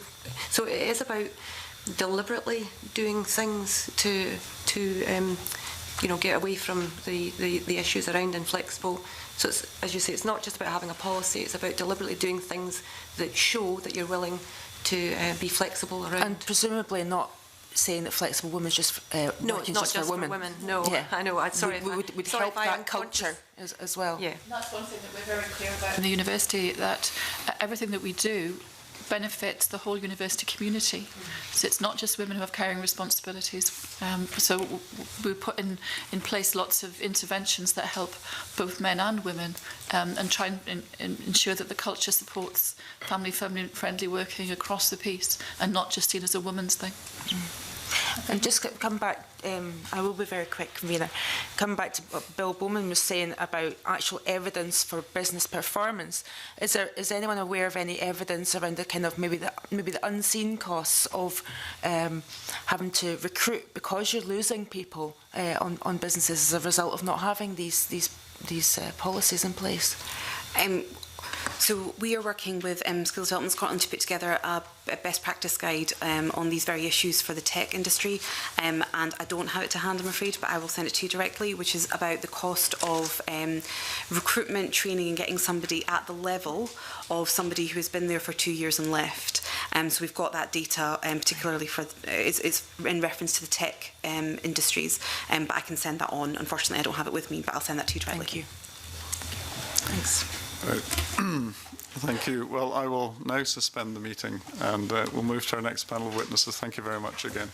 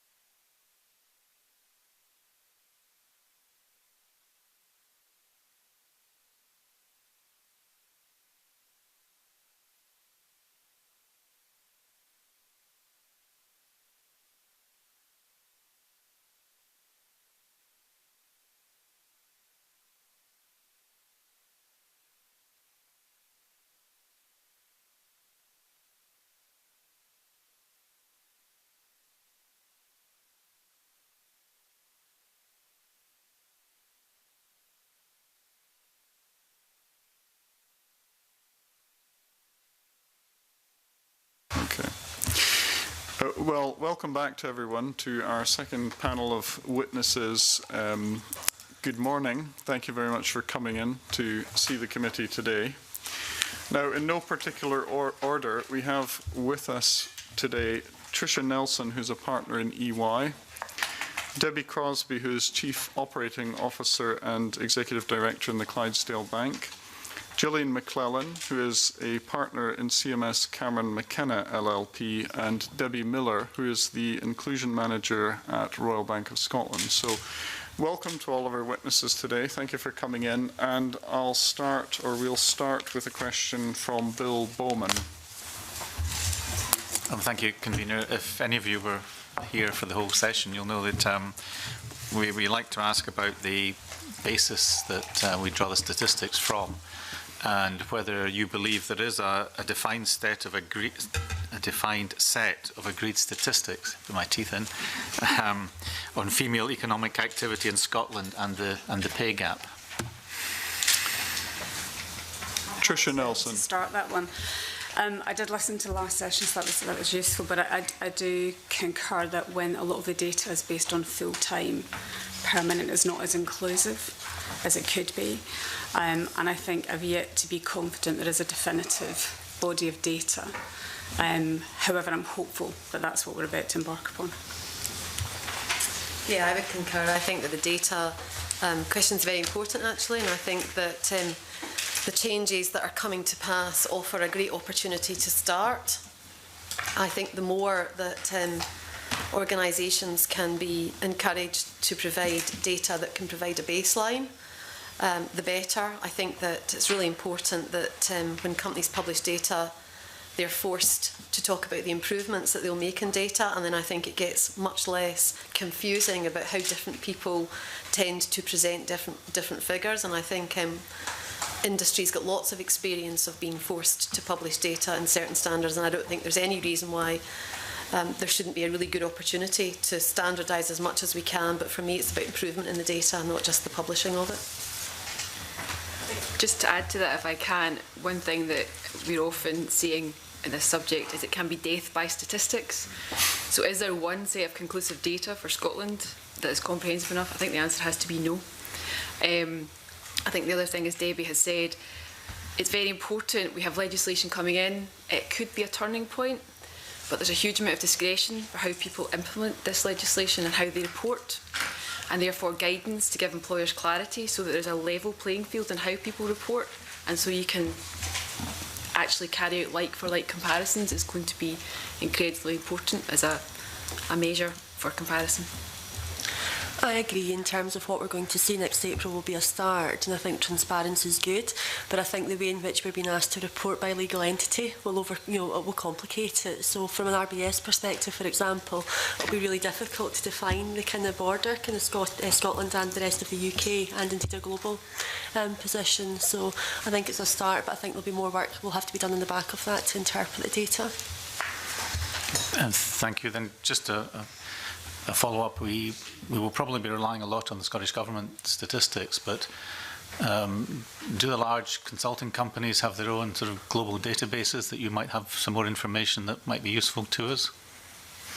I think you're looking at me there. Certainly, I think the gender pay gap for us is an output. It is one measure in a much, much broader conversation. So when we look at our data, which we're happy to share with you, different lenses such as background, disability, education, LGBT, it's all really, really important. Gender pay is one part of that. And yes, there is a body of evidence. There's the World Economic Forum research, our own Women Fast Forward campaigns. All that data we can happily provide afterwards as well. But I do think the broader discussion is a really important one. Gender is one aspect, and the gender pay gap, I believe, is an outcome. And I'd be happy to give evidence and talk about the things that can be done to avoid that gap in the first place. Yeah, I agree. Again, I think there's a danger you look at that in isolation. If we go back to why we started work on the gender pay gap, it was very much about or designed to improve the balance of women at the top. So if you start to look at all the various component parts alongside the data, I think that's where it becomes helpful and meaningful. As important as the data is, I think that the commentary people's commitment to improve is far more important, because I think lots of large organisations can use different methods to present data, no matter how clever the Scottish Government wants to get about how specific it will be. So I think forcing people to talk much more specifically about their action plans for improvement and tracking their commitments to improvement, for me, is really the nub of this issue. Thank you. We'll move on to a question from Richard Leonard. Yeah, and it's just to follow up those points. I mean, Debbie Miller, first of all, I mean, are you suggesting that the RBS will publish data for Scotland, data for the rest of the UK, or will you just produce one figure for the whole company? So at the moment we are working through an analysis, so we're well ahead of the curve.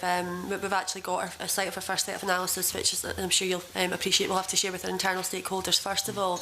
But as per the guidelines, we're required to report by legal entities, which don't often correlate well to how our organisation is constructed, so things that will mean things to you and I in the public. So do we have the option to cut it in different ways? Yes. Will we do that? I think, we'll wait until we've got our whole story and see what's the most meaningful to people out there. But to the point that was made earlier, it's the narrative that kind of supports that will enable us to do that and paint a very accurate picture, a very transparent picture, not just about what the gap tells us, but what we're doing to address it. But that's going to, it's a point that's been made already, isn't it? Yeah. Even at this stage, it's important that we're going to have consistency of presentation of those stats, or else it will be impossible to make any cross-corporate comparisons, which we really need to do. Can I ask Debbie Crosbie a more specific question as well? Because I visited the Clydesdale Bank a couple of months ago and met with both the senior managers, but also Unite the Union. And I was introduced to some what I thought was quite pioneering work which the bank does with the trade union in reviewing its annual pay settlements and putting that through some kind of gender equality audit. Could you maybe share that with the committee, please? Yeah, so we, before the legislation comes in, we've been committed to doing gender equality pay audits for some time, as you've outlined, and we do share that data with the union, and we share our action plans with the union. So, I'm very proud of the fact that we are proactive in that. Having said that, I think that in order to ensure that all organisations face into the issue in the same way, I do come back to the point that if board directors have to commit personally to the commentary, I can assure you they'll be very much more interested in it than if it's happening at a lower level. So as proud as we are, I think we've made a very good start, and I would encourage all organisations to take those steps. I think that to get it on the agenda, you have to force accountability at the board, and you have to make sure that the board directors are committing to seeing that through in a meaningful fashion. And that's about actions that really count. They're not about actions that present statistics to present the organisation in a light that's convenient for whatever public face they want to present. And could I just press you for just a bit more detail, because as I understand it, this is built into the collective bargaining process with the trade union, isn't it? So, yes. Yes. So when we go into our pay negotiations, it's absolutely part, and we are committed to being very transparent on that audit, the outcomes of the audit, and of course the actions to the audit. Yeah. Thank you. And Gillian Martin wanted to come in with a supplementary. I'd like to supplement Richard's line of questioning, since you've mentioned what you're doing in this. What business benefits have you seen as a result of taking this action? I think that's challenging to be very specific. I think that there's lots of studies, and a number of them have been referred to in the earlier session, that do suggest that when you treat people culturally, it's an inclusion culture, you want to do the right things, you want to encourage talent, and you want great people to stay with you, then of course it's good for business. It's very difficult to draw a very specific correlation.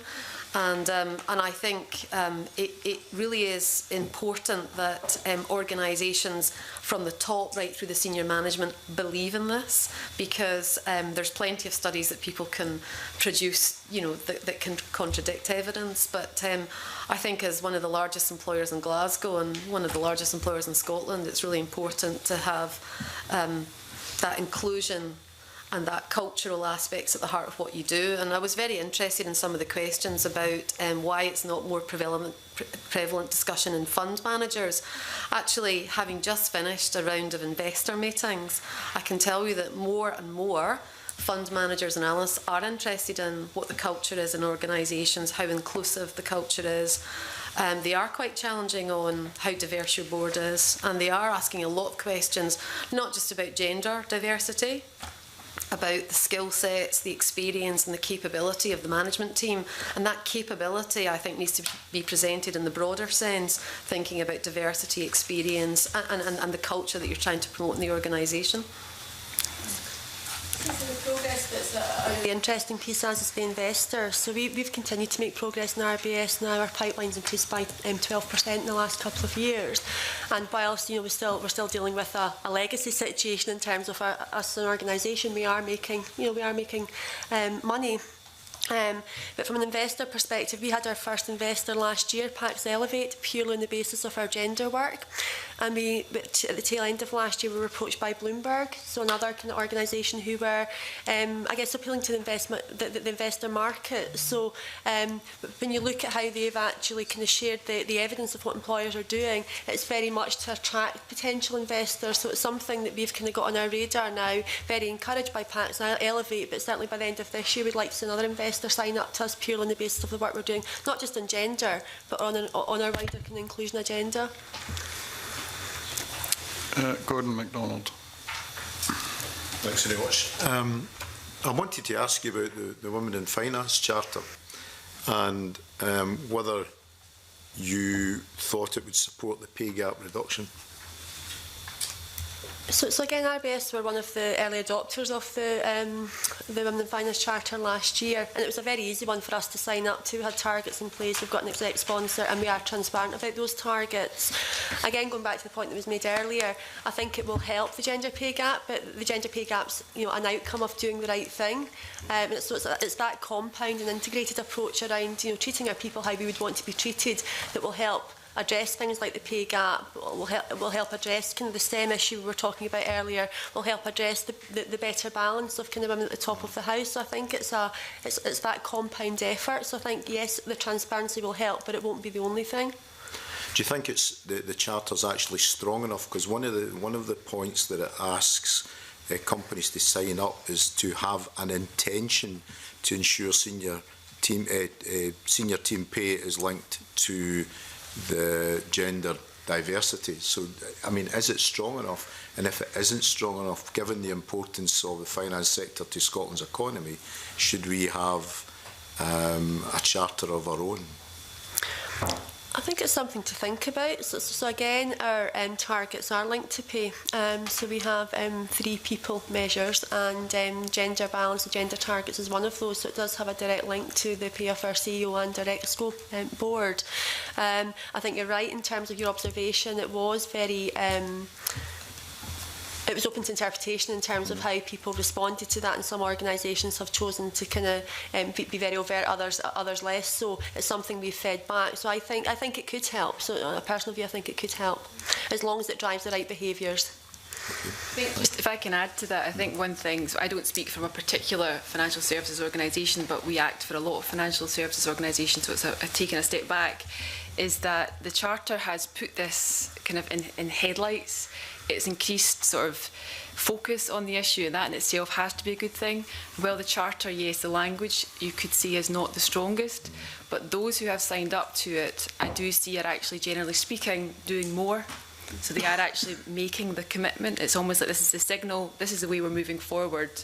Then they put some resource on it and do something more concrete. Have you any indication of what proportion of finance companies have actually signed up to it? I couldn't give that statistic today. It will be available, but I couldn't give that statistic. So I believe 71 firms have signed the Charter today, and Clydesdale Bank's going to join it in the second. I mean, look, I think these things are positive. I think you have to be very careful that often, if they're not strong enough, they offer large organisations good things to talk about without actually really changing what they're doing. So I would encourage anything that promotes awareness of the issue, but I think you have to be very careful that you allow or you encourage people, if they sign up, it has to be a full commitment, and that commitment has to be earned, and it has to be monitored, and it has to be managed. Otherwise, you just allow firms to talk about things they're doing without really making a difference. Yeah, if I could add to that, I think anything that makes the conversation more open, more transparent, more permissible, and encourages women and men to have the debate conversation, I think is a really positive thing. I agree with Debbie in the sense that if the longer that we have soft measures that can just be good PR, that's not good. I think there's a very clear distinction between very specific action-oriented with measurable outcomes that we can talk about today and going forward, versus PR, which says the right thing. And there's a lot of both of them, and I'd like to see us spend more time seeing the wood for the trees, if you like. How would you strengthen it without discouraging companies to sign up to it? Well, I think, and again, having listened to this morning's sessions, I think if you think about the questions on quotas and enforcement, I'm a change person by background. I think if you force something, you'll get a result, but it'll be short term. It won't change the DNA of who we are as a country and what we stand for. It won't change the way every man, woman, child, teacher, nursery caregiver addresses the challenges that I believe all formulate and result in a form of gender pay gap.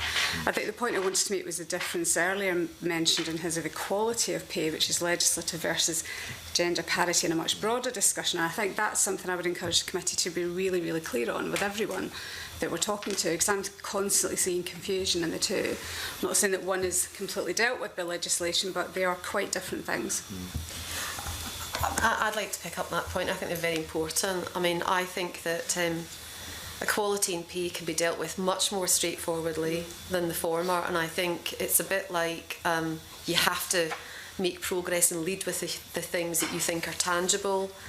Will start people thinking about things differently, and I've got quite a strong view that if you legislate strongly and you encourage people to think very carefully about the importance of equal pay in the sense of women being paid equally for similar roles, I think you begin to open a much more helpful longer term conversation about I think which is a much more complicated issue about why women don't have the same level of ambition to find themselves in more senior roles down the line. And I think structuring the conversation almost to deal with some of those more immediate issues may help the traction on the much more complicated issue.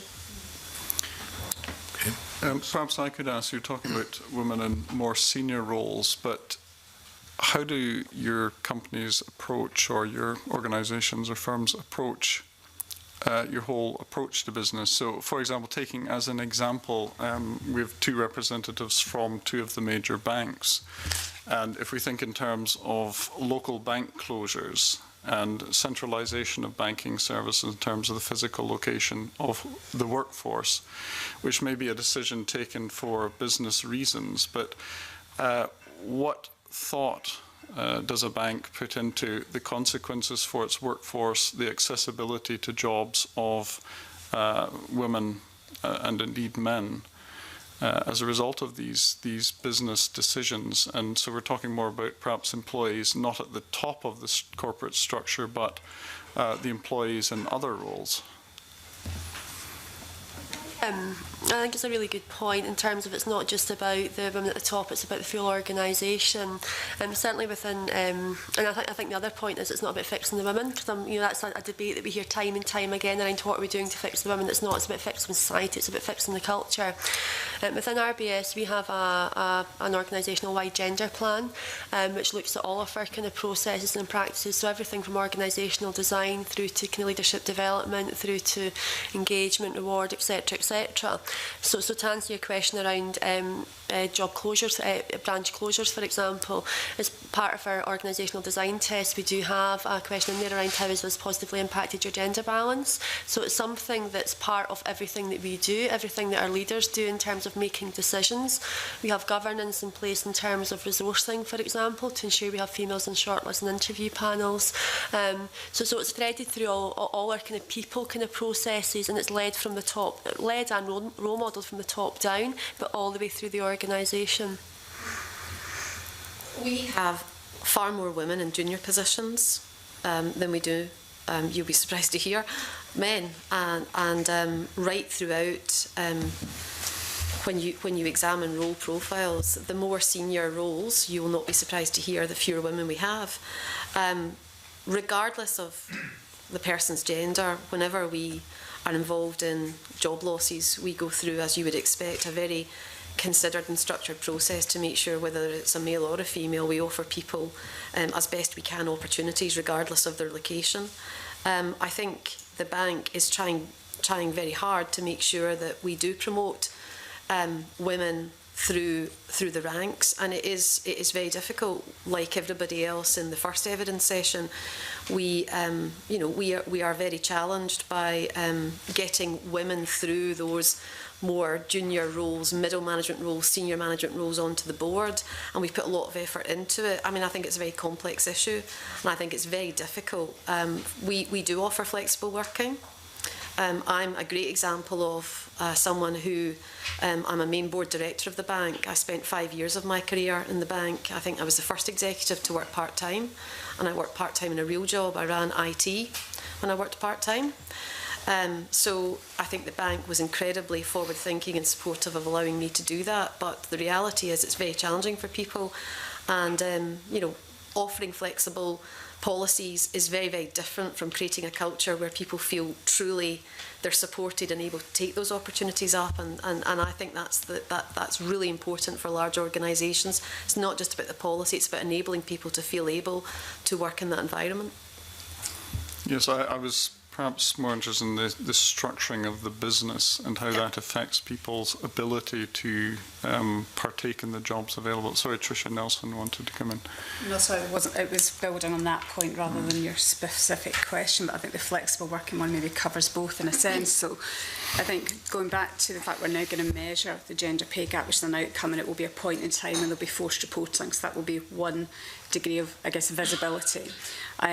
We've been tackling this in EY for a number of years now, and a number of the campaigns and positive interventions around moving women through their careers from when they join us, from what used to just be graduates but now school leavers and apprentices, all the way through.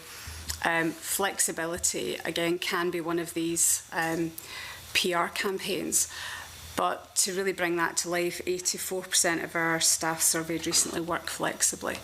So, and that ranges vastly from feeling empowered and feeling like you have the right and ability to be able to do your job the way that you feel it can be done. But in a framework where you're supported, you are progressed, whether that be in a client-facing world such as my own, where you're having those conversations with other peers and other organisations. So I think gone are the days where it's about physical recognition of a coat in the back of the chair and being in an office environment. And I've seen my world change vastly in the last 6 years in that respect. You look at technology, Convener, you've mentioned yourself, the introduction of internet, mobile working. I think the last question starts to hint at that, which is business is changing shape all over the world and within Scotland. We have to respond to that. And we have to respond to that with flexible working policies that actually work, that I have the same challenges as many of the witnesses gave this morning around that drop-off at particular ages and particular seniority. Specific campaigns targeted at that. I'll give you an example. Last September, we launched a campaign called Reconnect, specifically targeted at women, professional women who had taken a career break of between 2 and 10 years. That is a really daunting prospect if you have, and I'm a mum so I can speak from first-hand experience, taken a gap, and then you're looking to re-enter the professional workspace that you were in prior to either having a family or having a career break for a number of different reasons. So there are very, very specific things that can be done that will result in your staff, your employees, feeling like they can work flexibly. And then I think organisationally, as Debbie Miller mentioned, it's the organisation's responsibility to structure those opportunities and possibilities around whatever the business needs to thrive and survive.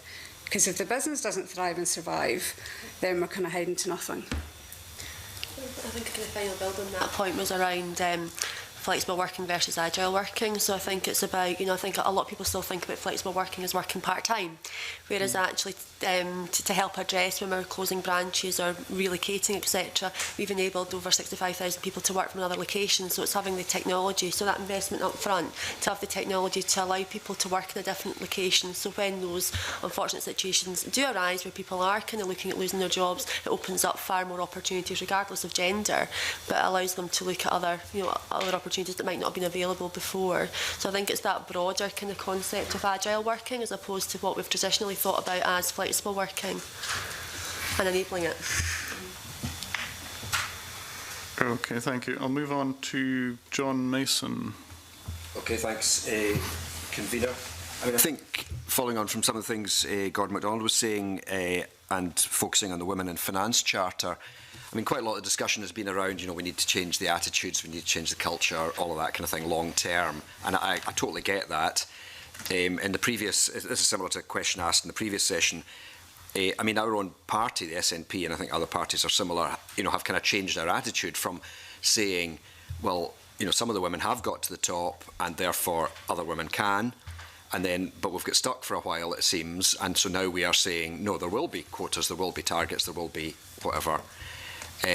So around that area, I mean, my understanding is the Women in Finance Charter has a target of 30% of women in senior positions by 2021. And I suppose that immediately contrasts with the public sector, that boards should have 50% women on the boards by 2020. So, I mean, should we be having targets at all? Or quotas, or what? So I've gone through a whole, personally, a whole kind of range of emotions around targets versus quotas. We had an aspirational commitment in place a number of years ago, 2012, 2013, to get to 30%. And remember, 30% was chosen because it represents a tipping point of culture change, so some of the research that was talked about earlier. We actually made some progress and we actually moved to above 30% at an aggregate level. However, we wanted to make it more authentic and real for our organisation. So at the end of 2014, we put informal targets in place. So these targets are the ones that I mentioned earlier, linked to our executives' pay, which means that each part of our business has got to get to at least 30% by 2020 and then 50-50 by 2030. So do I agree with them? It's helped focus leaders on the size of the challenge and the quantum of change required. But actually, the shift in their numbers is down to actually us doing things differently. So the gender plan that I referred to earlier, where we have things in place all across the employee life cycle that is, I guess, helping our leaders do things differently and applying consequences where these things are not adhered to. I think it has helped. So I'm somebody who has moved from not particularly been bought into the whole targets to seeing it's actually made a difference. So I think the transparency, I think the focus has really helped. Can I just clarify, when you say parts of the business, are you meaning like different kind of sectors, or are you meaning like at the junior level there'd be 50-50, at the middle level there'd be 50-50? So as an organisation we're 50-50 overall, if we kind of do a kind of straight split down the middle, but as Debbie was talking about earlier, we've got a pyramid as in most organisations, so the number of women kind of reduces. But when I was talking about the different component parts, we have kind of 3 different franchises within RBS. So we've got an investment bank, we've got a retail bank, and we've got our kind of private bank. We've also got our different functions, so areas such as kind of HR, finance, etc. So each one of ExCo has a target to get their part of the business to at least 30% by 2020. And the important point that we've done this year, the important thing we've done this year is that there is significant variance across our functions and franchises. So as you would imagine, we're really struggling in an investment bank, so not dissimilar to the STEM challenges we were talking about earlier. But then we've got areas such as HR, who are, we've got the reverse challenge. So our HR Chief Operating Officer also has a target in place to increase the number of men in HR. So it's actually about applying that lens in a different way, but we need to do that too. Right. And would you do it with middle management as a kind of, even though they're in different sectors, could you say that you would also be aiming to have them 50-50? It will happen naturally through that kind of 50-50. Our middle management are already kind of over 40%. Right, so by pulling through more into the senior levels, what we'll start to see is the triangle becoming a rectangle. So that will happen by default. Okay, that's very helpful. Thank you. I don't know if anyone else wants to comment.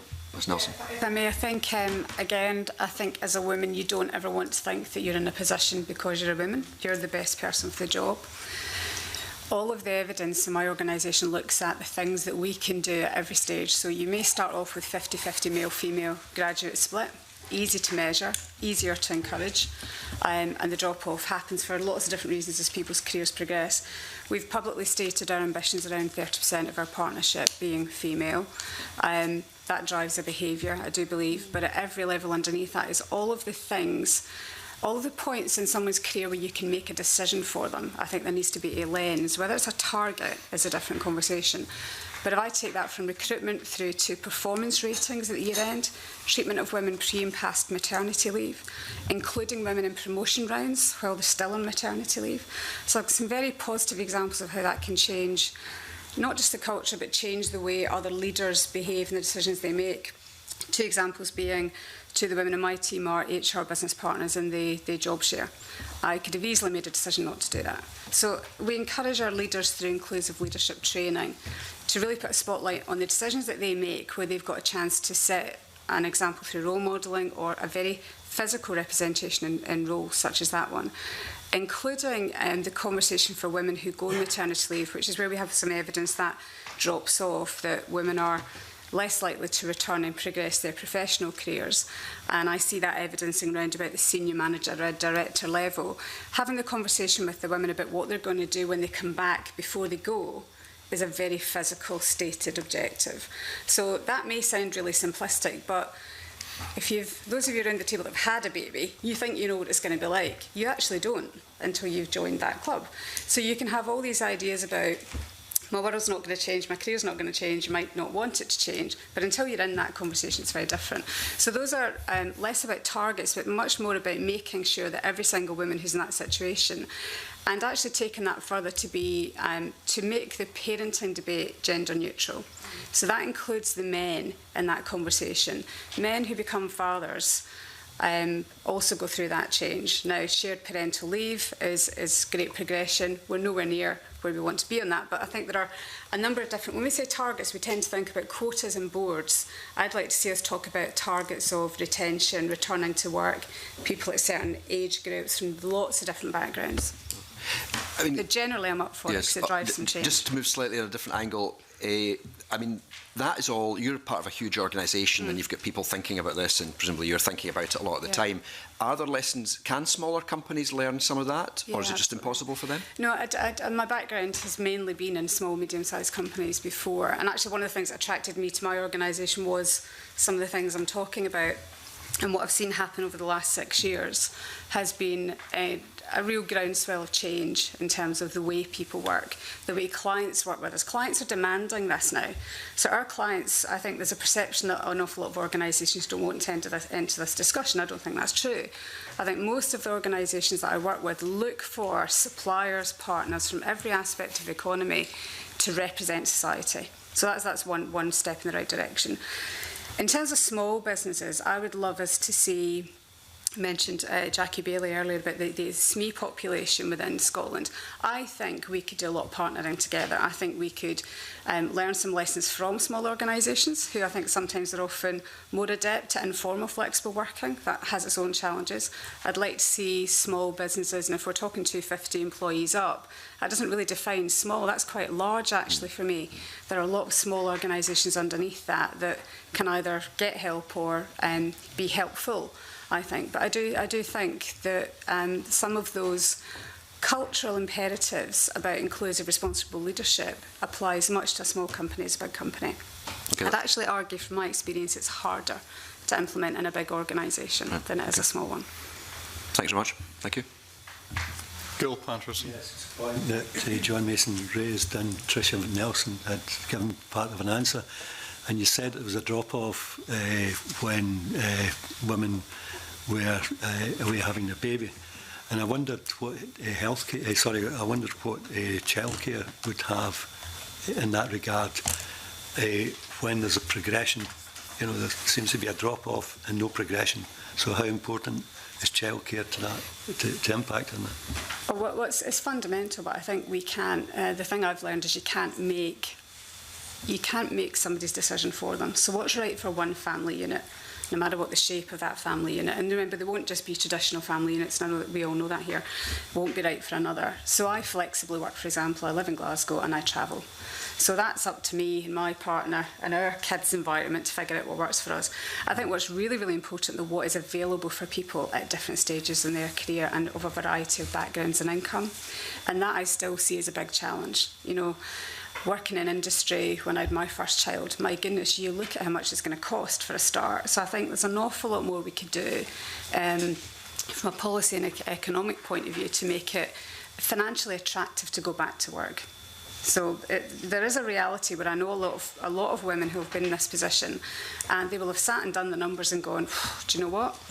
You know, why would I bother? That's the culture we need to break. We need to attract people back into work by making sure. And I do believe in Scotland we're probably quite far behind some other European countries in this respect. But I would be very surprised if it didn't end up being a work stream of activity out of the gender pay gap reporting for Scotland. I mean, I'd just like to pick up on that point because I think it's vital. You know, I hear a lot of people tell me that women have made the choice not to come back to work. I mean, the reality of that situation is they don't believe they have any other viable choice because they're in a role that means that they're going to end up working incredibly long hours, stressing the family and upsetting the routine.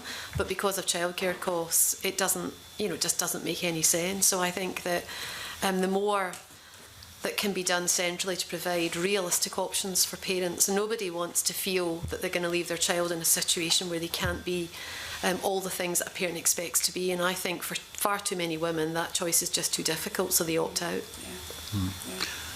Well, sorry, would you like to come in there? So I think we can look more broadly though, because I think when we typically talk about or think about childcare, we think about the early years, and actually as a parent of 2 primary school age children, I think the challenges get harder in some ways. So there's something about that wraparound care, because you know there are still a lot of employers who work 9 till 5 or who are customer facing, but schools don't. So I think there's something there, but also to take the kind of whole kind of caring responsibility a bit further than just childcare, because of the changing demographics.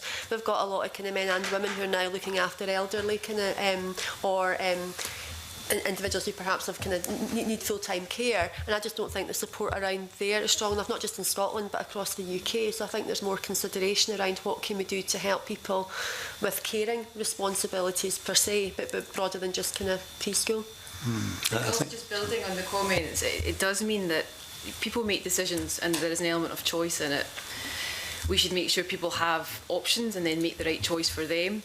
But inevitably for some people that choice will be to take a step back, or that choice will be to take time out, and that's why the whole idea of returnships and things, you know, to bring people back in is so important. It's almost become sometimes a bit of a bad word to say that people make choices, but they do, and they have to for different reasons. So it's not something that I see as often that clients are implementing, but I think it's a fantastic idea, and we were talking about Trish, your organisation. I was just, you know, observing that there is actually almost a built-in barrier for women, because time served, for instance, that rewards are there because you've spent so many years within the business. It's like a natural thing that happens. So because women have got domestic expectations placed on them by society, that then there is a natural break there, and it's how to overcome that so that they progress when they enter back into the work stream again. If I may, I think you're absolutely right. So you've got a double whammy, really, haven't you? You've got the fact that in the first place, society and as a couple, maybe the partner or the mother in the family has chosen to take a different path. And then when she wants to return to the workplace, we know that working below skills level is an issue for women within certain years. And the older that woman gets, then the harder it is. And we will all know friends who have trained in a certain career, and then when the children come along, they go, do you know what, I'm not going to do that anymore. It just all feels too hard. And that's what the Reconnect programme I was talking about is designed around. Now, it's early days, but it's gone well, but something that specifically says it is okay. And I think in an earlier debate, it may have been last week's when I read some of the transcript, there are women who will put entrepreneurship or self-employed or MD of my own company on a career gap to kind of hide it. And we want to make it okay to have that conversation that says you've taken a career gap, you now want to re-enter the workforce. We have to make that much more appealing for women to say, do you know, this is what I did and I had a great time, but I'm ready to now come back. Can you work with me to make it flexible enough that you're lucky enough to get my talent? And we've got to reverse the conversation. Thanks. Dean Lockhart. Thank you. Just following up on this point about the senior level of female staff who may not return to a different position after having a family.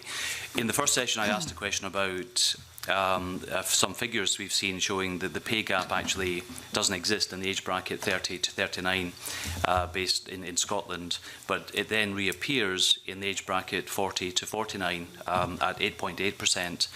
Anecdotally, and based on your own internal numbers, is that something you see in your organisation, and are there other reasons in addition to women deciding to have a family and perhaps either not returning or returning at a different level in the organisation?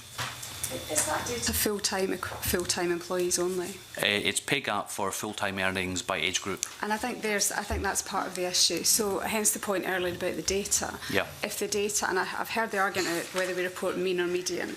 You know, if you go for median statistically, yes, it's robust, but you will miss the outliers. If you go only for full-time, you will only get full-time equivalent. You won't get the richness of the employee spectrum within Scotland. So I couldn't really comment as the answer, but I'd really love to see the data. I'm really surprised because that doesn't resonate with me, and I suspect by excluding people in that age bracket, you'll have a lot of mothers who've either gone part-time or they're returning, and I suspect if you included that, you would probably see a gender pay gap the same as you see other areas, I suspect. Okay. We're still very early days in terms of kind of interpreting the analysis as per the gender pay gap guidelines within our RBS, but again, in the early statistics I've had in our organisation, and it is early, I wouldn't recognise that. Okay. If I may, the only other point I would say though is that there is evidence that a woman's career slows down when she does return. So that would be another factor I'd be very keen to look at, is that progression through. So they may come back on a working pattern that suits them, but their progression through then those next senior levels we know is slower. That's what we're trying to speed up. Make it okay to have the conversation and actively target different groups of community. So. And can I just follow up on that in terms of things that you see working for supporting women who do return after having a family to a full-time position? What have you found in terms of what's been successful in transitioning women back to either the same level or a similar level to where they were or would have been hadn't they taken a break? Yeah, no, so it's a very good question. So I think there's a number of different campaigns which we will follow up in writing, give you the evidence on those. But if I pick a couple of examples, it's about the people that they're returning to work with. So again, we fixate an awful lot on the women themselves, and actually this is a much broader conversation. So a woman coming back to work and progressing through a career that has active sponsorship is working with men and women, because men are incredibly important in this debate. And them taking action around that person and making it okay to have the conversation around what am I going to do next? I'm still ambitious, I'm back, I've got toddlers or I've got parents I care for is really, really fundamental, but it's cultural. So you can't go on a training programme and just change that overnight. I think the second part is that it's very specific things like Career Watch is a programme where every woman has a specific sponsor who doesn't normally work with her. So somebody who will come at that very objectively and who will challenge because they don't know the norms within that women's own working environment has proven to be really successful. I benefited from a lot of these activities myself over the last 5 years. I think another one is we look at the way we resource our client jobs. So if we have a client situation where it requires a team to go and do a job of, 10, 15, 20, however many people, then making sure that the person responsible for compiling that team isn't just looking through one lens, but they're looking at BME, they're looking at diversity, they're looking at gender, they're looking at flexibility of working. Because there's such a lot of evidence that the higher performing teams are made up of it's not just, with all due respect, white men who have got degrees in accountancy or technology or whatever that make up that skills base. The team will work differently. So I think there are many different lenses, and you could definitely apply this to small organisations. John Masson's questions in terms of what you can apply. Any teaming situation needs to be rich to get the right outcome. But I just build on that. I think sponsorship's incredibly important, and we should also remember that there are a number of women who don't have children or who have different experiences that also have unconscious bias. So this is not just about men. I think the second thing that I'd pull out is networking support for women is really important. A lot of women miss out on opportunities because they don't know they're available, because they don't have the same networks, they don't have the same opportunity to network because of caring responsibilities. So I see a number of examples where people become aware of opportunities, or they're introduced to people who can open doors for them that women, just because of their circumstances, don't have access to. So encouraging women to find ways to participate within their pattern that suits their family circumstance, I think is very important. The thing I was going to build on that was around, there isn't a silver bullet, it puts simply, it's really good people management and having the systems and infrastructure around that. So for me, you wouldn't treat a woman any differently to anybody coming back after a period of leave, whether that be sick leave, kind of career break or maternity leave. And I think it's about maintaining that dialogue should the individual want that, because some people do want a break. It's about little things we've done in RBS is we're looking at simple things like helping people retain systems access, because we automatically switched off, and that doesn't work for everybody. Now, getting through regulators and such like has been quite a challenge, but it's little things like that, having that dialogue, providing kind of retraining, kind of whatever's right for that individual. But it's just good kind of people management. It's good people management and keeping these doors kind of open. Okay. Just a final point, sorry. I mean, it strikes me what you're talking about is leadership and is driven by culture, and you probably can't legislate for this? I would disagree, because I think you can motivate a lot of behaviours. I mean, having been in business for a long time, if you push targets and you force people to perform against targets, you change behaviours. I think that's unfortunate, and I'd love us all to have a very nice conversation about, encouraging and training and developing. For me, unless you want the pay gender gap to exist in 20, 30 years from now, I think you're going to have to be much bolder and much more specific. And I think, unfortunately, there is a bit of motivation required that may have to be not all about telling all the good stories. I think there's occasions where it has to be pointed out quite clearly where people aren't complying with commitments that they've made. I think it's about the conversation you have around the target. So just imposing a target is just one sledgehammer, if you like.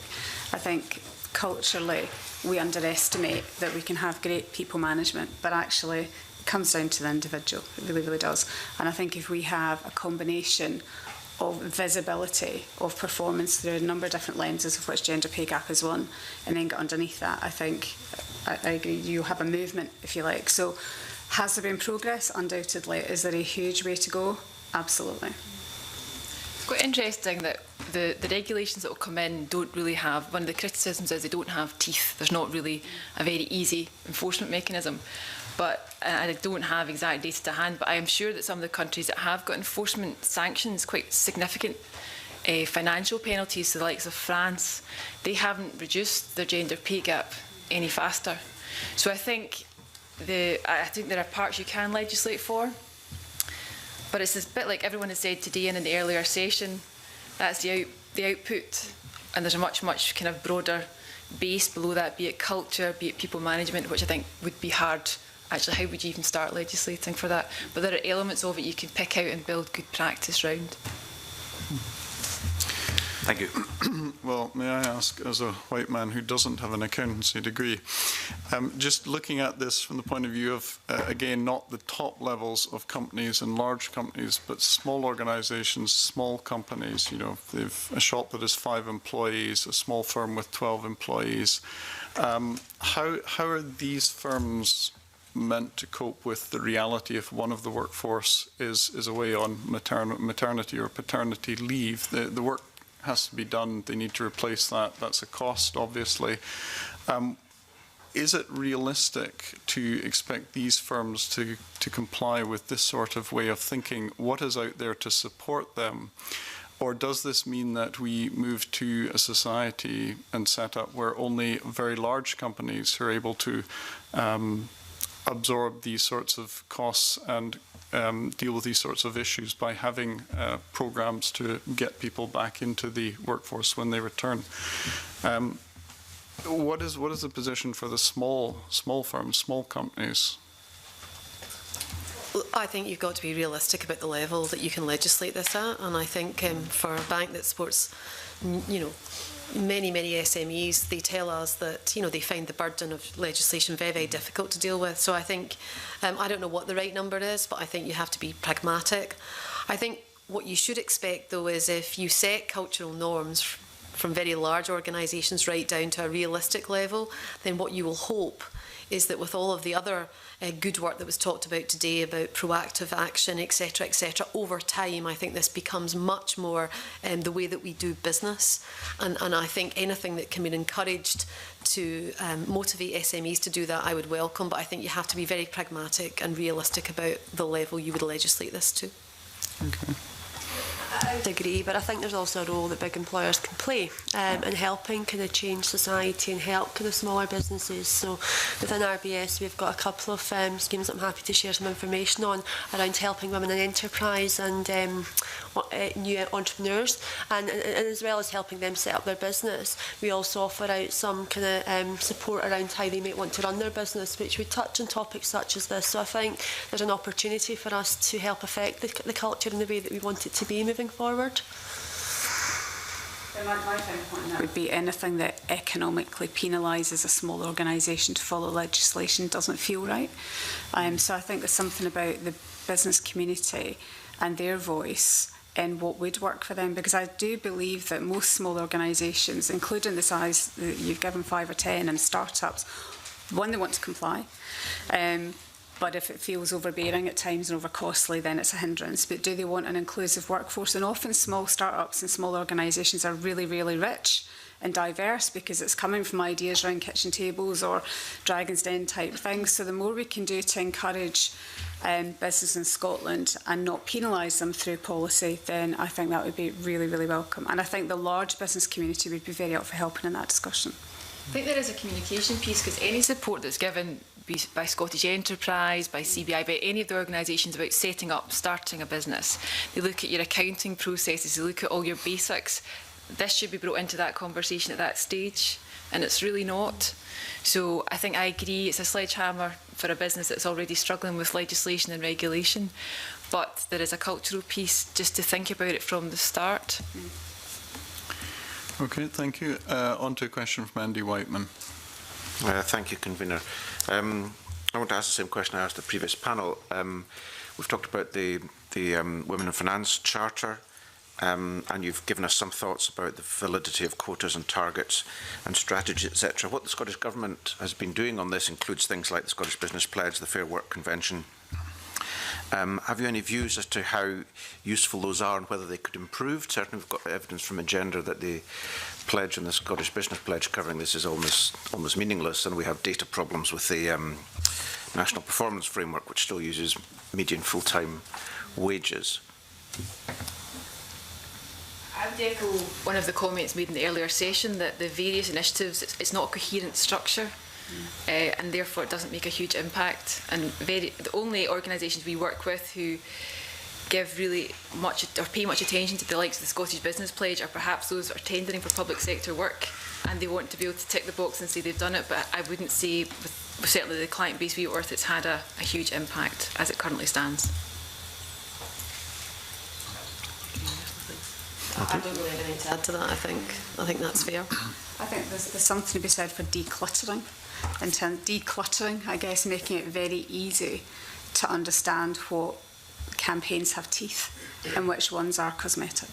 I think that would be my advice. And the other thing to say about that is that's not to undo the good work that's been done in each of these areas. So I've been to sessions where we're hearing fantastic stuff that's happening in the Fair Work Convention, the Scottish Business Pledge. Everyone's doing an awful lot of work. They're just not doing it in a coordinated way. And that is an issue, it's going slightly off topic here, but if you're aware of the organisation GEL, which is Glasgow Economic Leadership, they're doing huge amounts of sort of analysis. So why is there a gender pay gap? Why are women coming into financial services and then leaving, or why are they not coming in?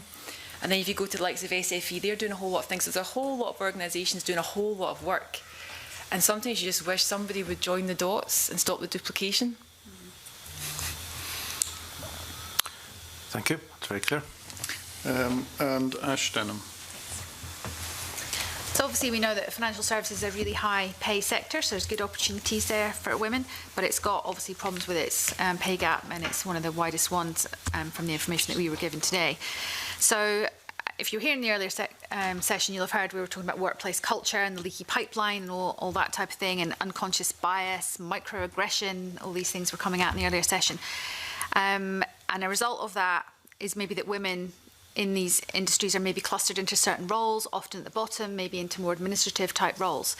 So I suppose in that way then they're missing out on, or they're not able to progress up the company, so they're missing out on the progression, they may be missing out on training opportunities and so on. So in some of the evidence that we've had in the written submissions, one of the organisations talked about this idea of having like a champion for this idea of trying to get women to progress up through the organisation at a very senior level, maybe somebody on the board. So I'm wondering if you could give me some idea of whether you think that's something that's maybe happening in your organisation. And the idea is this champion, I suppose, drives the culture down the organisation and maybe is responsible for maybe bringing in these sort of specific measurable programmes that we've talked about earlier to try and get change.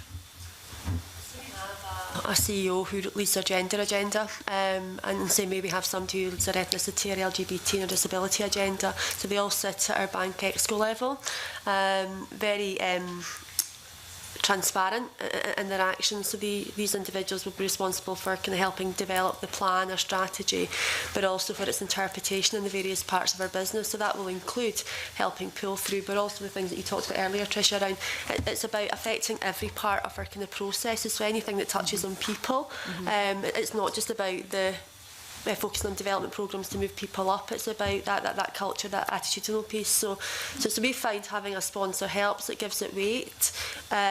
People listen because it's a senior in the organisation. But again, it's one of a number of things. Having him in isolation, he happens to be white and male, but having him in isolation wouldn't shift the dial. Again, I'll go back to that point I made earlier around it's that compound approach that's really important. I think we also in the bank's board have very similar arrangements. I actually think that there's been a lot of very good work done at the board level. The problem is that for the large majority of people it's almost unattainable. There's been some good progress in non-executive director appointments. You know, somebody referred earlier to the FTSE 100. But this is really about, yes, having sponsorship at the senior level, but it's about going into the organisation and enabling some very practical changes that allow people to make different choices. Going back to what I said earlier, I mean, most women don't decide they don't want promoted. They just can't get themselves into a position where they see it as achievable. They feel that it becomes too difficult. And, you know, I've got a daughter, I've worked part-time, I'm on the main board of a bank. It's incredibly difficult, and a lot of these roles demand a level of travelling, a level of hour working, and a level of just general disruption to your family life that is very, very difficult to maintain. So those choices are real for a lot of people. So very supportive of external board level sponsorship, but if that's not followed through with some very practical enabling strategies that really make a difference to the middle management layer and the team leader layer, then I think that, you know, it almost worsens the problem, because the organisation feels good about, you know, this sort of high level strategy, but it's not meaningful in the way it's followed through. So that for me is very, very important. I would add to that I would call that activation. So we have a very active chairman, managing partner in the UK. It's not just him though, I think that's the point. Without substance below it, people see through that, clients see through it, you see through it, employees see through it. So that's at one end of the scale, but what you're absolutely spot on about is that senior sponsorship and visible leadership. And without that, and without it just being one man or women, it has to be across the board. I think the committee was also interested in global examples. I think I see very rich ideas from lots of other countries. Our own global chairman actions this, talks about his daughters, talks about, so that role modelling is very, very evident, and I think the more, we can't do enough of that. But it has to be real and it has to be authentic or people see through it. And then those programmes that can be targeted, and there needs to be lots of them because it's not one programme, targeted at lots of different angles on the gender parity and outside of just gender in general. They all add up to a bit of a movement and there'll be a correlation. You won't quite be able to say it was one thing, but you'll be able to say there was a movement in the right direction. I think that's positive. My final example would be schools, back to education. We haven't really touched on that in this session, but I know you did this morning. But if I look at our graduates at intake, then that's one measure, and that's when I get them, or school leavers. What happens before then is fundamental in terms of their beliefs of what they can then do after that. So I would welcome business involvement in the education conversation around how, and again, it's not just about STEM, but in its broadest sense. I've got a daughter who's in S1 at the moment, and I'm horrified by some of her maths homework, you know, where the man gets paid more than the women in the problem-solving test in S1. And she said, "Mummy, look at this, you're going to talk to these people about pay." And I said, "Yes, I am." And I said, "What did you say?" And she said, "We pointed it out, and, you know, there's an acceptance that that's what happens." So if there's one little change we can make, and change that worksheet. That's one, but it's one little thing, but it's all those really subtle messages from nursery up. Yeah, so when you were, the panel were speaking earlier, you were sort of making this distinction between, I suppose, organisations that take on sort of PR or box-ticking type exercises where they can say, "Oh, we're thinking about this and we're talking about this," but nothing measurable is actually coming through. So a number of you have given examples of programmes or schemes that you're running within your organisations in order to try and improve these things. Have you got data on whether these programmes are working? Can you point to, you know, are you measuring it? Are you seeing success? Can you speak a bit about that? Yeah, at a very high level, so yes, is the short answer. At a very high level, we measure the impact on our pipeline, their top 3 layers. So say over the last 2 years, we've got evidence of progress. Right. The other bit. Excuse me, another big measure for us is around engagement, employee engagement. So through our annual opinion survey, we measure leadership engagement and leadership index and employee engagement. And it was interesting because the bank clearly had another tough year last year, and inclusion was the only category in their engagement scores to have increased last year's, and we're now kind of 10 points above the global financial services norms. So we have got some real tangible evidence of change. But I guess to Trisha's point earlier, you know, you can't direct or correlate that change to one thing we're doing. It's the total effort that we're doing to change our organisation.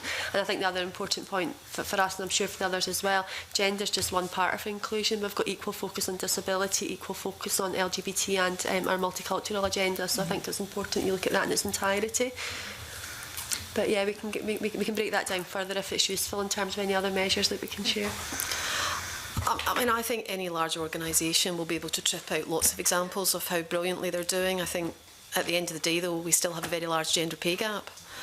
And I think we need to get much more tough on the base. I think there's something about picking 5 or 6 meaningful points of data and tracking the improvements and holding people to account. And, you know, I'm sure RBS and I can equally trip out lots of great things, but, you know, the results, I think, speak for themselves. And I think that, you know, the current trajectory shows, I think, was it another 50 years before we close it? I just don't think it's good enough. No, it's not. I think it's a good point. You know, whilst I'm talking about, your question was around, can we evidence it? And my answer was yes. Are we there? No, we're not. You know, so we're certainly not complacent about where we are, and we know we've got a long journey to go, but it's starting to track. It's just going to be a slow burn unless, you know, I mean, it's a concerted effort. I think there's early evidence, but then for me it's about scale and consistency and breadth.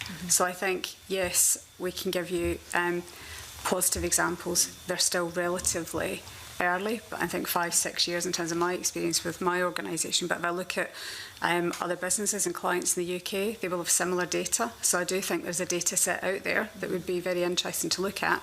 Each individual campaign all correlates, as I said, but I think it's the scalability now and the commitment from the organisations to see it through. That's what we've got to test. I think the advantage of publishing the gender pay gap in the manner in which you've set out in December will give, for the first time, a degree of consistency and a lens that you can look at mean or median, and I think that will make the conversation much richer, definitely. Okay, thank you.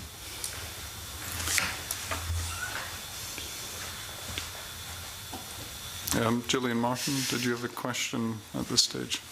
Yeah, I hate to drag it down into negativity, because today you've pointed to so many positive examples of what your organisations are doing, and it's been really, really interesting to hear that. But it's been acknowledged that the financial services industry has got one of the highest gender pay gaps that's existing across all sectors. We heard last week that if you even looked at it based on bonuses, it's 83%, which is an absolutely shocking figure.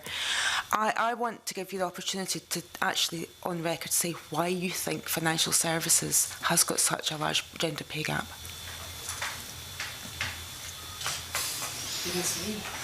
I'll probably start and say that I don't sit here and represent the financial services sector of our business, but I think from my observations of what I can see in many industries, I think the examples will be similar. They may be accentuated, which I'll leave to the rest of the witnesses to evidence, but the same dynamics will be experienced in a large workforce. Almost the larger the workforce, then the bigger the problem seems to be sometimes. So I think from that perspective, and financial services, although it is a bigger gap, I think has the same challenges as any other organisation.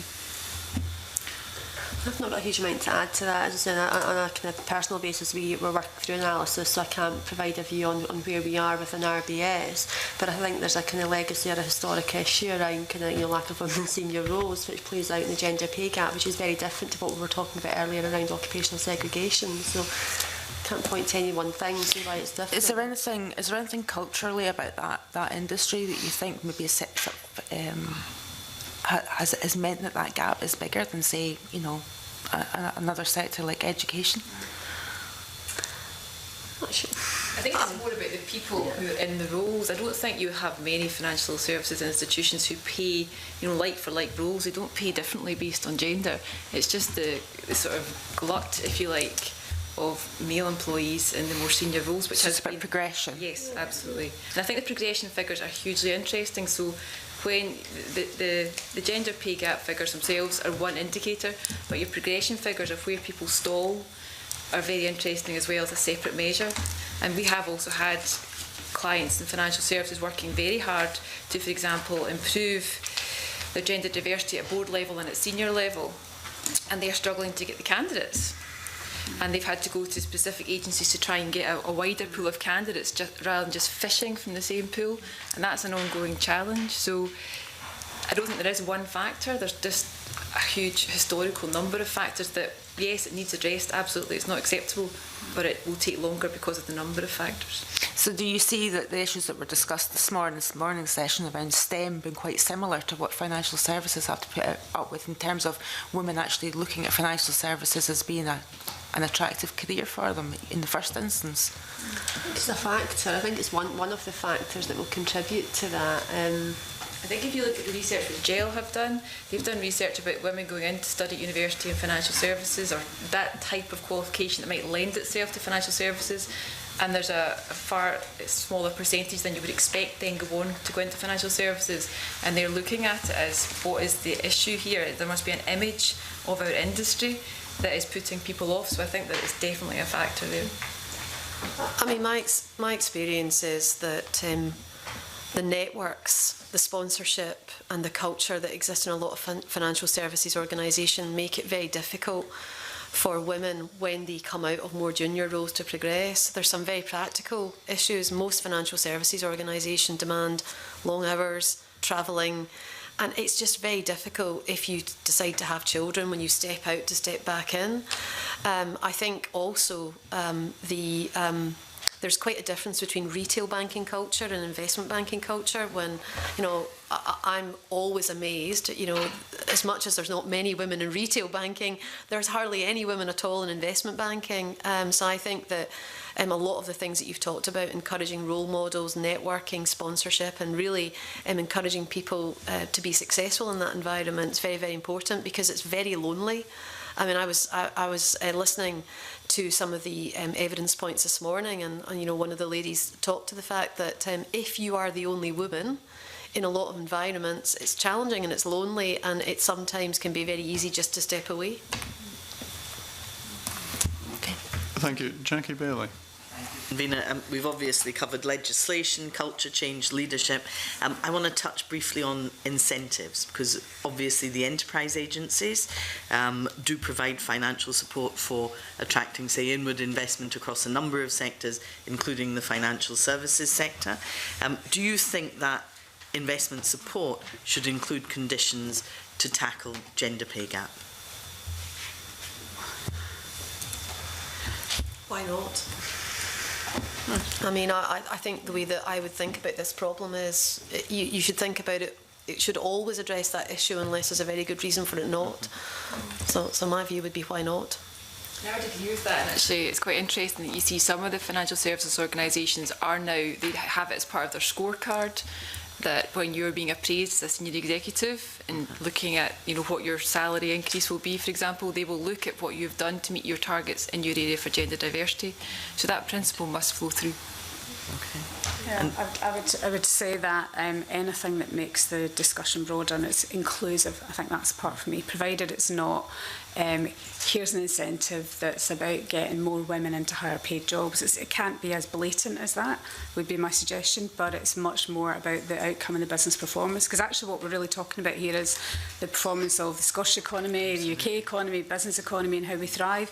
And I think it's very easy to lose sight of that. The whole point is if we have more diverse teams, more women in different jobs and higher up grades at all levels of the organisation, and there's a degree of choice in all of that. Not every woman in my business, for example, wants to be a partner. You know, they need to get to where they want to get to and feel no barriers. So I think if we've got to keep looking through the economy and business lens, and therefore those incentives could be wrapped as an enabler to that rather than as a specific on its own. The other point I would say is the scorecarding one is a very important measure. So as an organisation, and we evidence this to clients as well, all of these measures I'm talking about are on our scorecards all the way through the senior levels in the organisation. I think that's really, really important. And that changes the tone of the conversation. So anything you can measure, incentivise, and targets with teeth, I think was one of your points, Julie.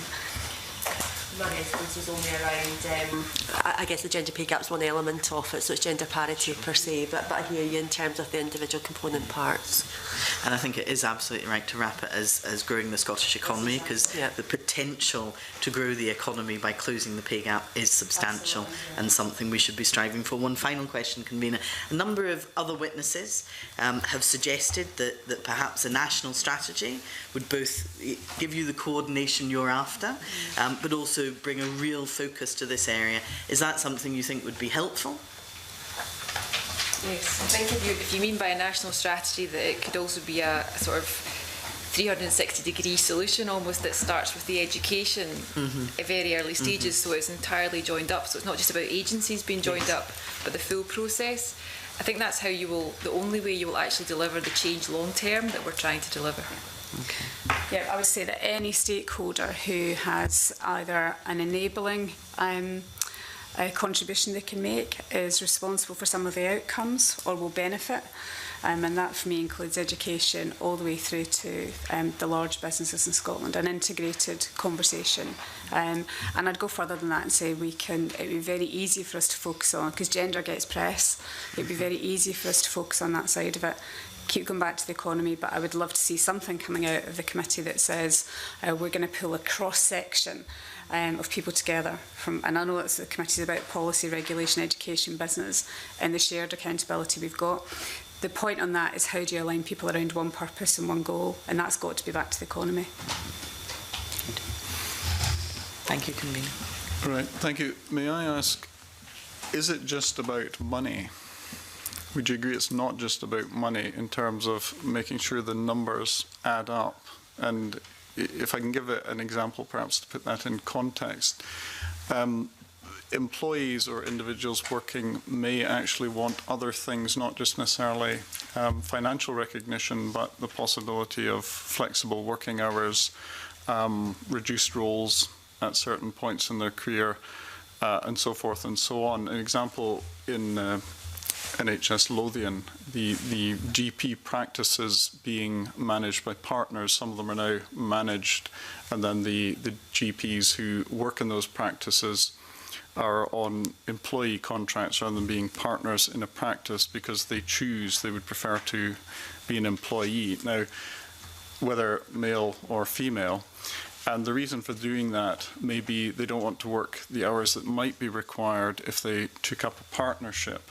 So people take decisions for a lot of reasons, or may want other things in money. So is it a question of just lining the numbers up, or is it important to look at all of the different aspects of the employment situation for the individuals?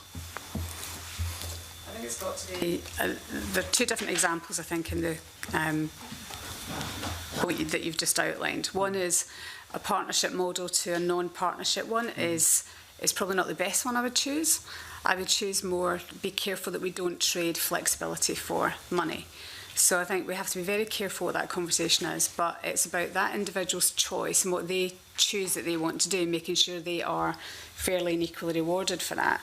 The example of the partnership one I completely understand, which is about that correlation I think you mentioned between senior level type role, but it wouldn't have to be a partnership, it would just be any role that somebody wants to take a different pace of life or a different decision about. If they're still doing the same role, then they should still be paid equally for that. But I think you're talking about different choices in how I run my life rather than trading money for something. I just think we have to be quite careful with the language that we use in that respect.